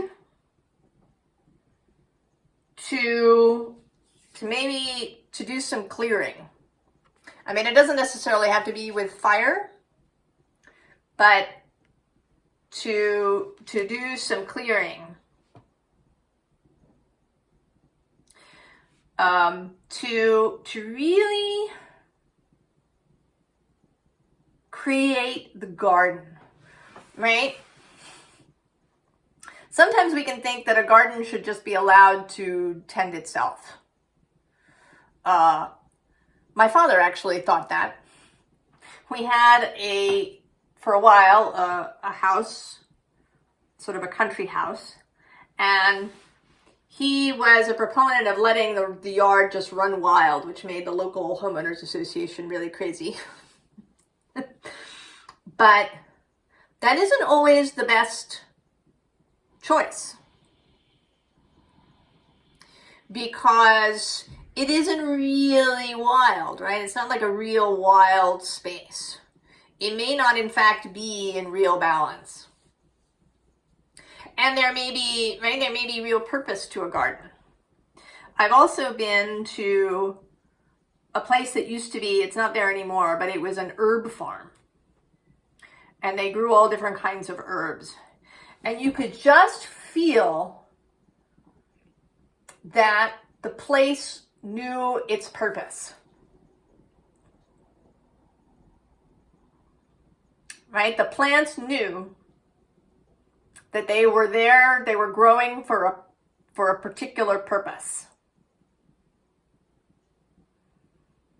That they would be harvested and used in healing preparations. And so this space knew its purpose. So don't be afraid to clear stuff out. And I think that this, I mean, of course, it could be literally a garden, but it's also a metaphor for whatever it is that you're building. Don't be afraid to remove things, clear things out that don't belong. Right? Keep to your vision.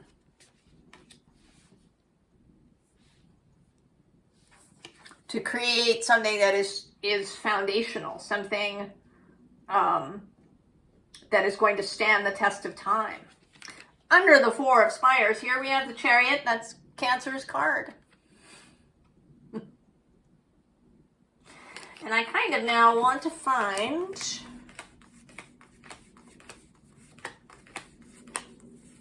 the Four of Branches, which is the only four that's missing.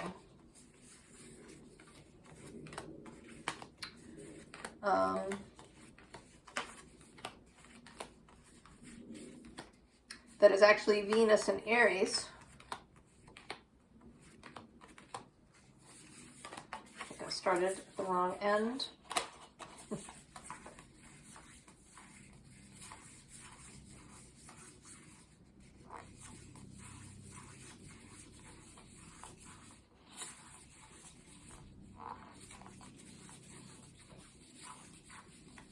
Where are you for?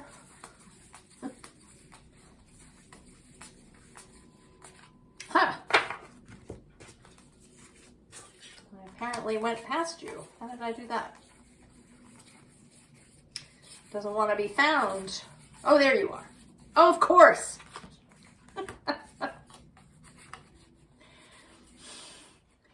Between the Hanged One and the Nine of Tides. And I actually want to say, for all of these, I've been pulling cards in a second draw, you know, kind of for what is for you personally when you take up this assignment of you know, being a beacon or a help to others. And this is it. This is, right, your vision achieved. Your vision achieved, Capricorn.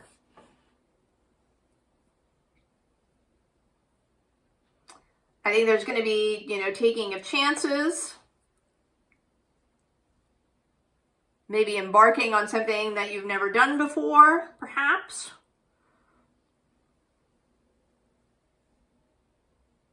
But build it and they will come. In whatever form they come. And your joy is the achievement of your vision, Capricorn. Oh, so good. So good.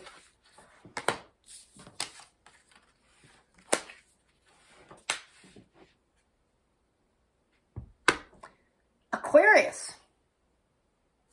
Aquarius, our theme is the bat spirit, rebirth is assured.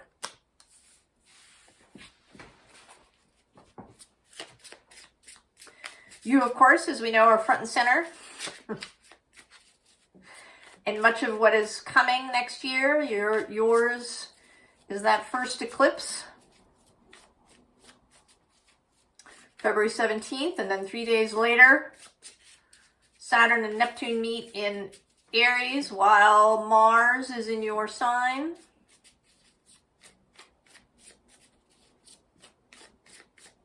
And then there's this amazing Jupiter-Pluto opposition that's going to happen in July from Leo to Aquarius.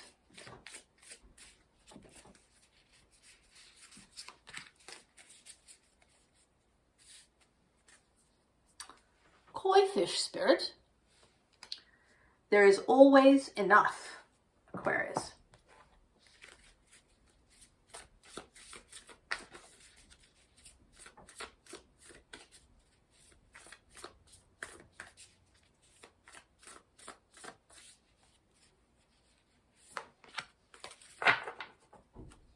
Oh, plant yourself here. Integration, embodiment, grounded action. That is its third appearance of that card. An important point in this moon.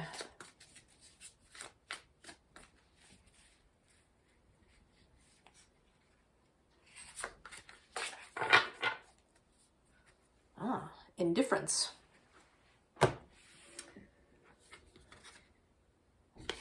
Antelope spirit. Life is speeding up. Codes of the seeds. The blueprint is within you. Take the next step. Harmony.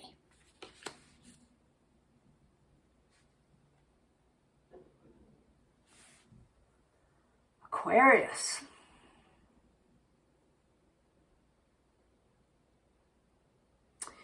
Well, it seems to me that you are being asked to be a kind of balancing point. That actually it's not so much about indifference as it is just about this image. That we have both this planting and then the opening of the seed.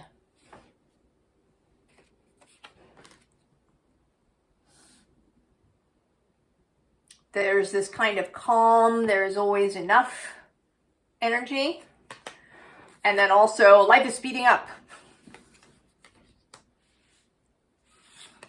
Right? Holding a harmony. And that can certainly be your gift, right? You have Saturn and Uranus both as your planets. So the ability to plant yourself, as well as the ability to innovate and create a new thing. This ability to do these two things together. The ability to be an individual within a collective. To rush forward when that is appropriate, and to plan and build when that is appropriate.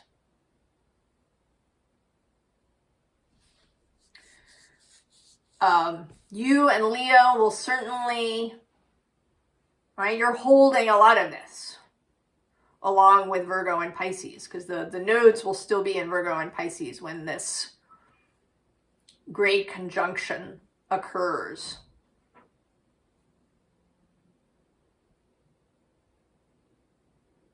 But then the nodes are going to shift, I think in July,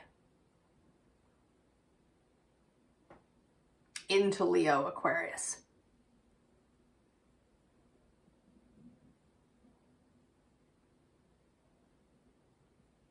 You know, and then later in a year and a bit, the North Node will meet Pluto. So there's a lot of action in this energetic space. And I think that the Aquarius and Leo energy are really going to be, they're working together is going to be really important.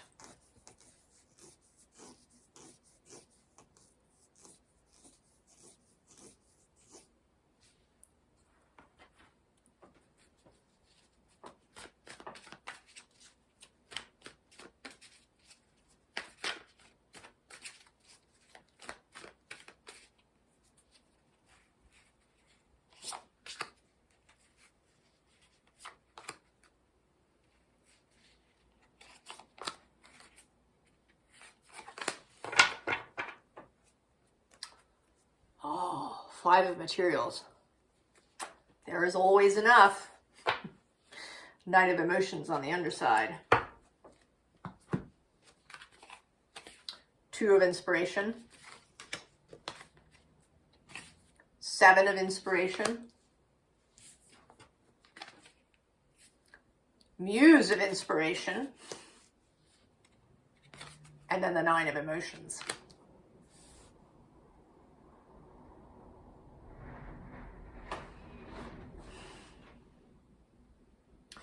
So there's a holding steady.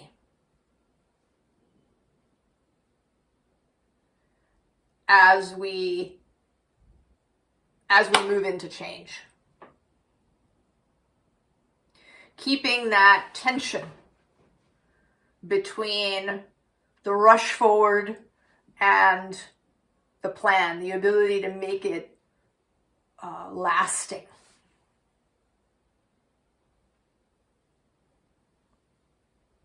Because we can rush forward and then we get frightened and panic. You know, there isn't going to be enough. We're alone. Right below this is the Five of Voices, the Five of Swords. Right? The ability to manage those emotions.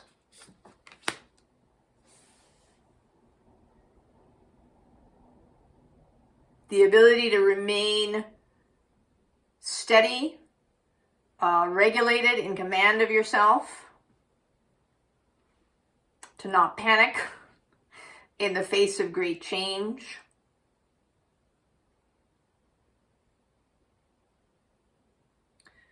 You have been, right, you've been immersed in the waters, you've been learning about your own emotions, how to regulate them, how to work with them, how to love them.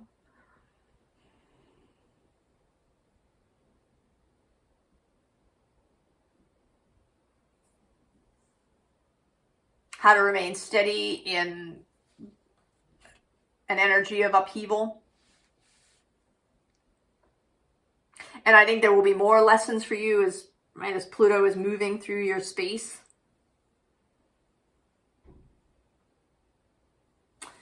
And what is the personal? What is the personal for you as you hold this space for the rest of us? As Aquarius holds this tension of expansion and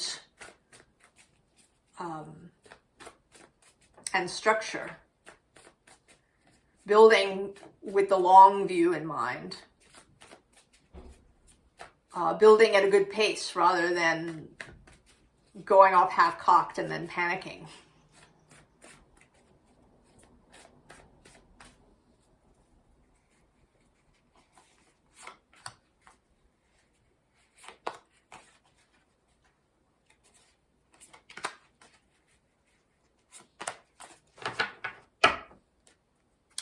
Oh, there it is.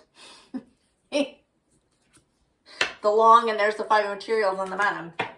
The long, oh yeah, the Magician. I was wondering if he would show up. The Page of Inspiration. The Page of Voices. And the Fool. So, what happens for you as a result of your taking on this mission for the collective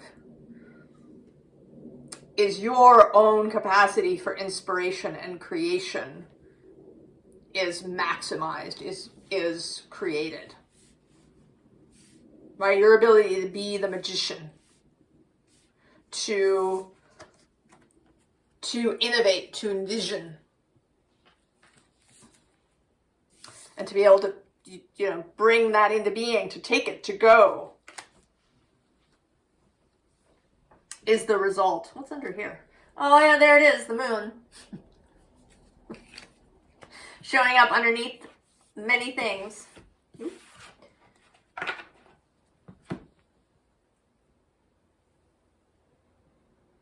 Showing up Aquarius. Keeping the rest of us steady. And then becoming the magician as a result.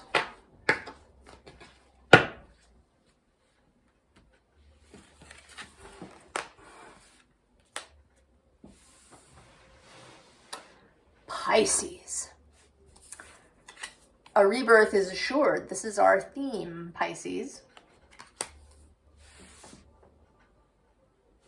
Now you want to go backwards too. Capricorn went out of order.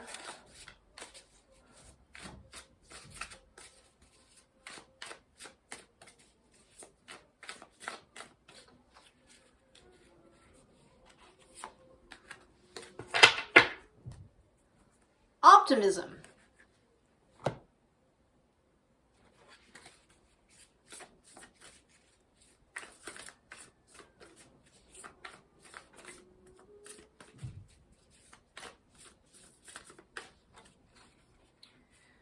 So the signs, Pisces, have been getting kind of missions. The sacred waters, not surprising. Nourishment, replenishment, health, rest, self-care.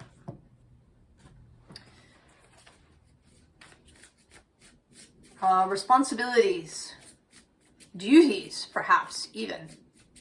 We could go so far as to say that. But taking something on for the sake of the whole.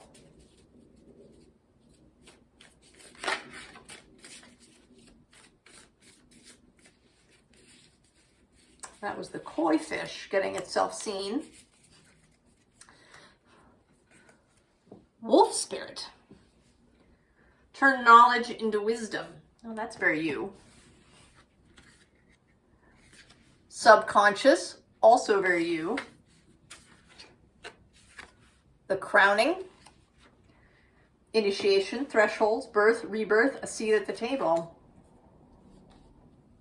That came out in another reading here, and I can't remember which one.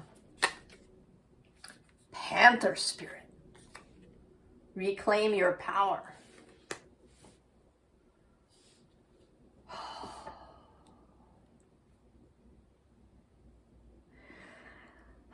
You know, I would say that for sure the gifts of the water suit, emotion, consciousness, magic, those yin aspects of darkness and a bit of chaos, and you know, the power of the ocean and depth and all of this have for a long time been devalued. Societally, certainly in the modern world, we value fire and air, and then earth as things that we can build and have. But water is kind of left at the bottom. Certain kinds of imagination that don't really have a monetizing possibility. Emotional depth, vulnerability, sensitivity, all of these things are not valued generally. They may be seen as weaknesses or as problems, or, you know, pain in the ass, or painful. And this, like coming out in this order, is like you and all of these watery things coming back into their proper place.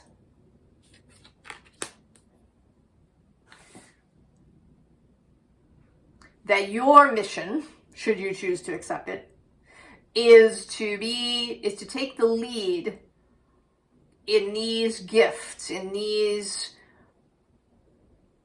in all of these watery things,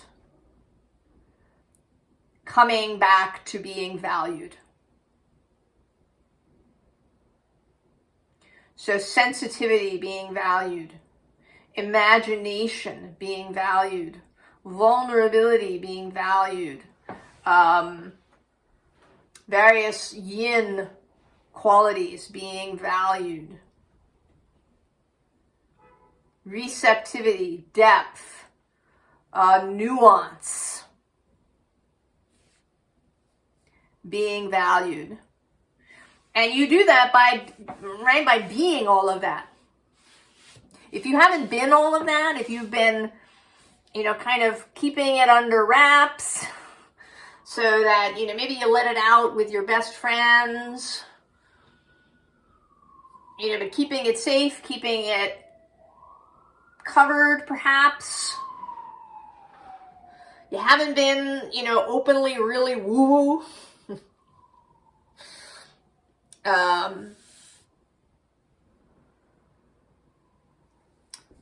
Now is the time. And here we are. This deck has this 3 of blues on the bottom as it's chosen. This is the first time this deck has come out. It was waiting for you. Whoop. Well, there's the Wheel of Fortune getting itself seen. So even as we enter into this heavy Aries moment, there's this Aries conjunction.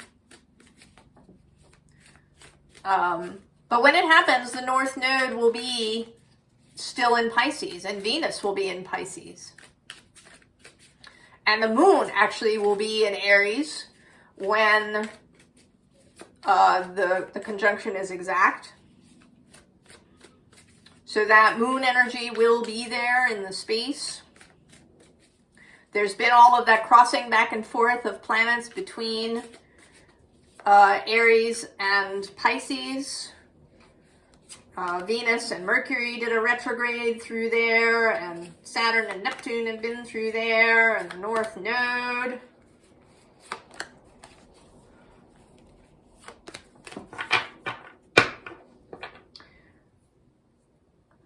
And so the signs have been in some ways, like Libra is being asked to be kind of a counterbalance to that heavy Aries, shoot forward, go where angels fear to tread, speed, speed, speed kind of energy.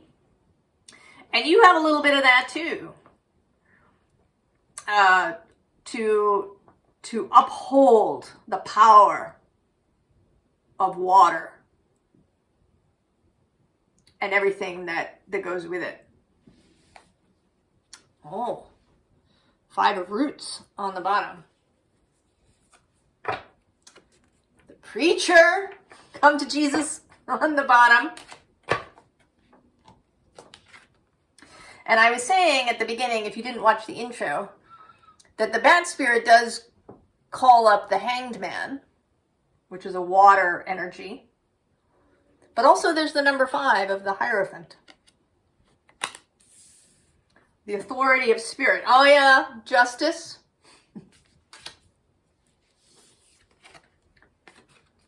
The 4 of Axes. Reflection. Passion.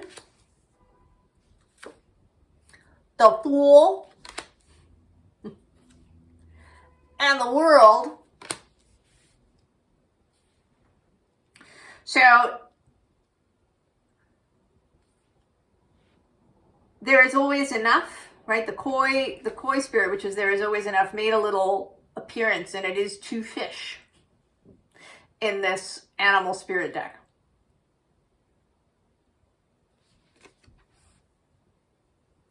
Oh, right below that is Death. Oh, and there it's the King of Blues. Oh, and the High Priestess. And the Eon. This is Judgment.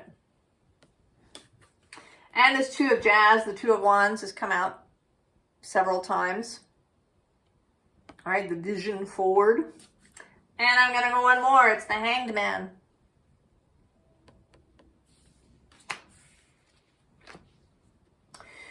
This card, when it comes out, is less to me about not having anything and more about being open to things being filled.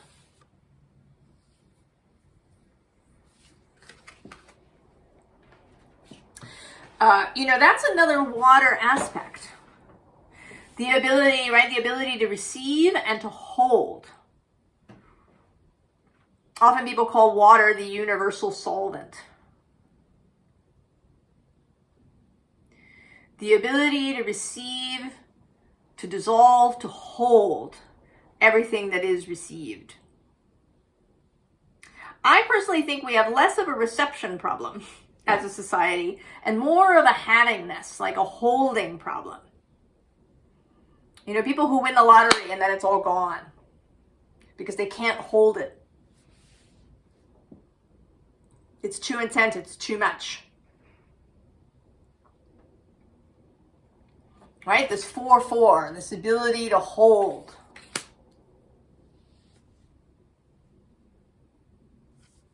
Right? The ability to sit with the lion.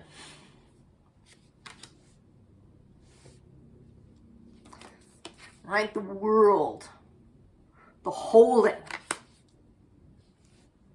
of things. But also a lightness of heart. Right? She's also a child, a young person. This lightness, this innocence. Right? Her as well. This young and old that I often associate with Pisces. It is sort of the final sign. It's a sign that comes at the end of winter in the northern hemisphere.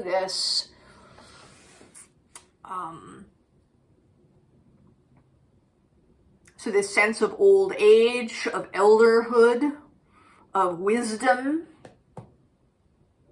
but also this kind of pixie quality, the fairy quality, this childlike quality of laughter and play and joy and optimism. Oh, look at that. We've also got devotion under there.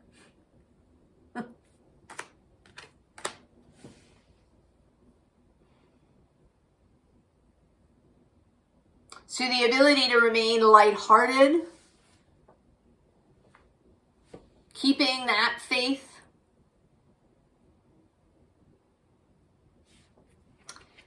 And what do you, what's coming for you personally? I've been asking that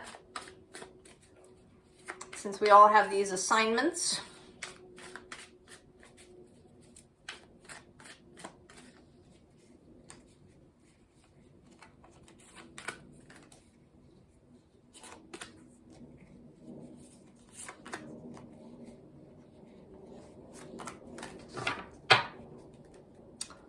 Oh, being in rhythm. Who's on the underside? Well, there's that satisfaction.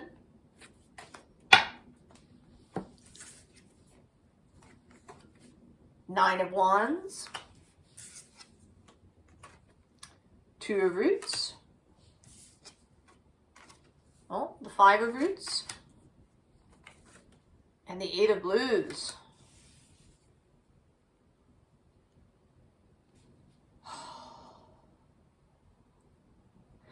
I want to say that it's a resolution, right? This Eight of Cups. It's a resolution to what has been weighing you down, to maybe a sense of exhaustion, depletion, a sense of having to juggle everything. You know, because if you've been trying to live in this choleric way, when that isn't your primary mode, that would be exhausting. Right? You would be empty, this emptiness. It's under the rhythm. Oh, there he is, the devil. Oh, and the Tower. But then we get the Ace of Jazz. So I think that this is coming back into rhythm. Coming back into rhythm with life. By embracing all of this, all of your Pisces-ness, you come back into rhythm.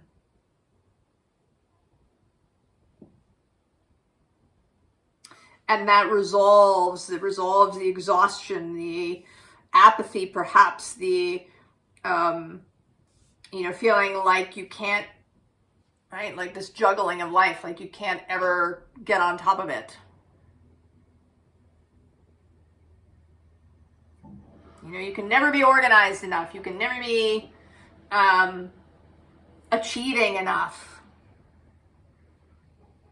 Because you have not been, that isn't your way.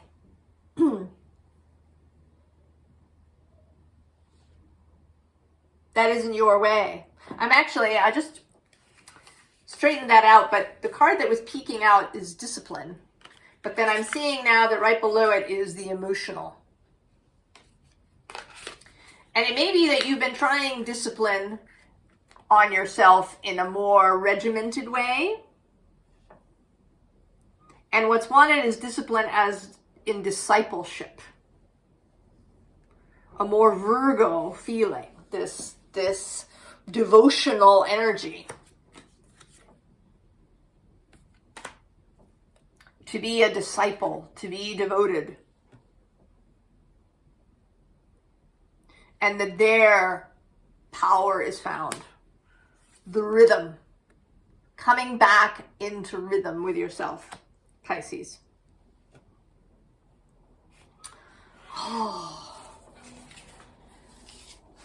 That seems like a general thing for everybody. Coming back into rhythm with who everybody is.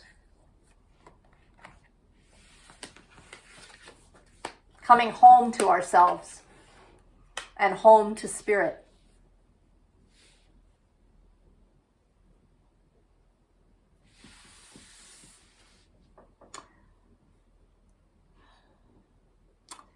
Collective. Well, as you know by now, I'm sure, our theme is a rebirth is assured.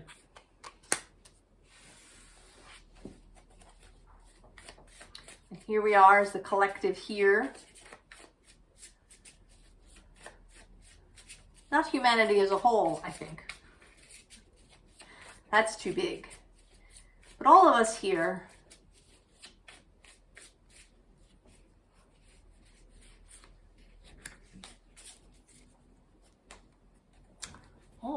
Rhino spirit. Overcome any obstacle.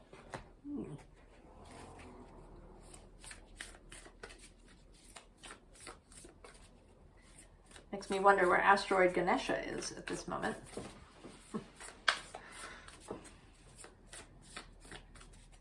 If I remember to, I'll stick that in the description.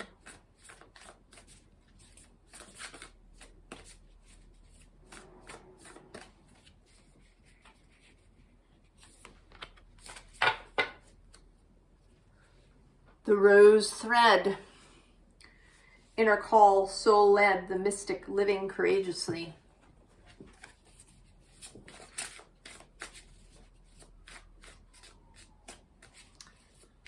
There is something about the long thread of time.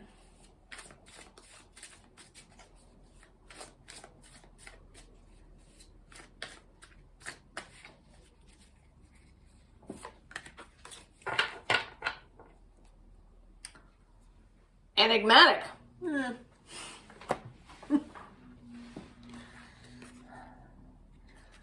Dove spirit, be peace. The lineage of the rose, moved by the goddess, here for this soul call, gather. Denial. No. I feel like I might actually, I usually don't give a name to these moon readings, but I kind of want to call this one The Gathering.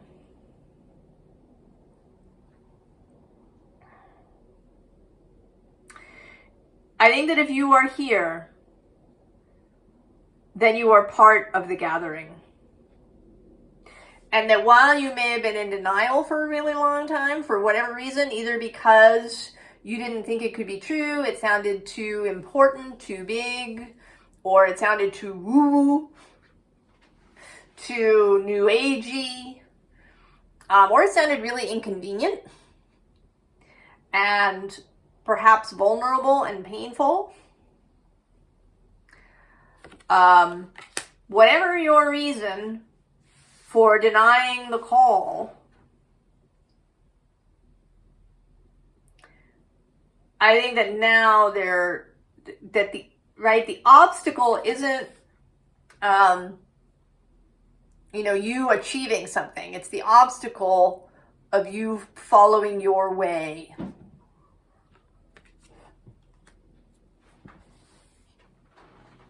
And Jupiter, the kitty cat, has just woken up from his morning nap, wanting his lunch shortly. The waking up. What's under the enigmatic? Oh yeah, see that? Dreams. But we also have overwhelm. But then we have abundance and the unfolding.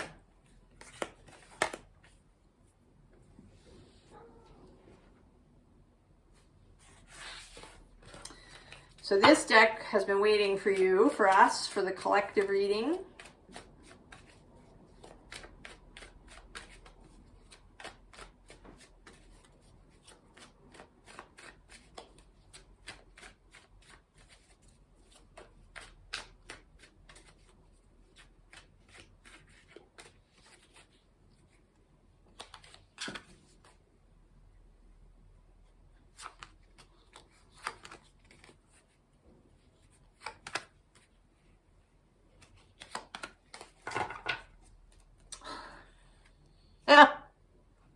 The light is on.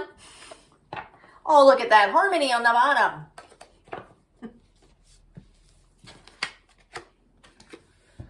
Justice, not surprised to see it. Death. Oh, the Three of Swords. And instigation. What else is there to say, people?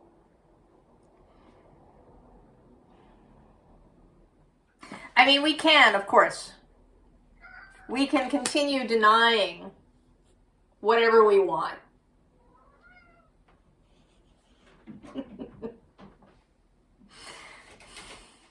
Jupiter is making his demands. Oh, look, there's the Empress under the sun, and there she is, the Queen of Cups. Cancer, the High Priestess, and dreams repeating with the Queen of Cups, with the Page of Cups, Princess of Cups. We also have this reliability, devotion, discipleship, and the Page of Wands, exploration.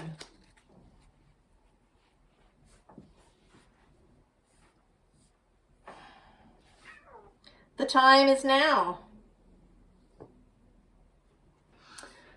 Jupiter calls me. So, oh look, I cut the deck and it's the Queen of Swords. Inadvertently. What is, I mean, this is the call. This is the, that cannot be denied.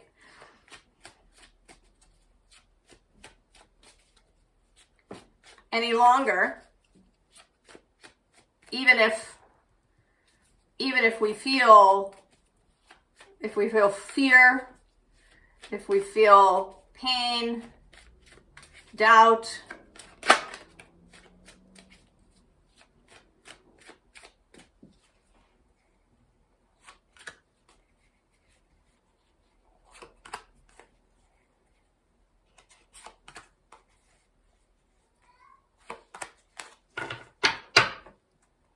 oh yeah.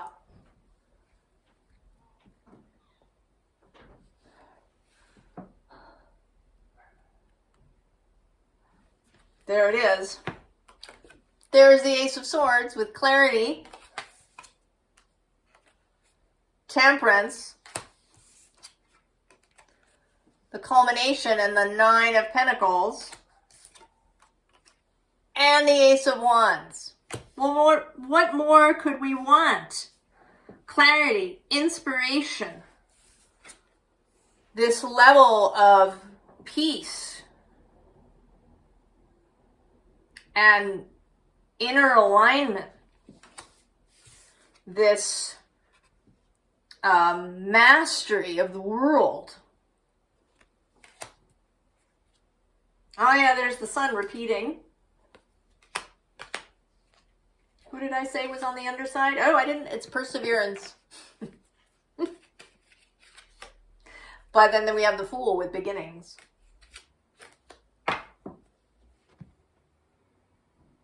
So I think that this sense of perseverance as like a heavy thing, right? That we have to trudge through the world. That's what's being relieved.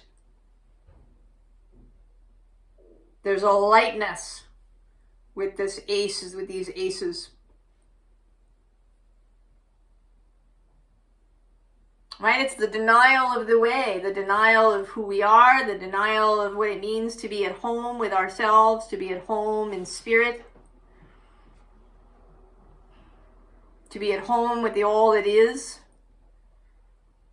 that keeps us in that trudging kind of, persevering, rather than in joyfulness and in rhythm. Well, I am being called to duty. Collective. I hope that you are inspired. I hope that you are ready to go. I hope that you're in love with your fate. And I wish you all the very, very, very best. And I will see you next time. So long.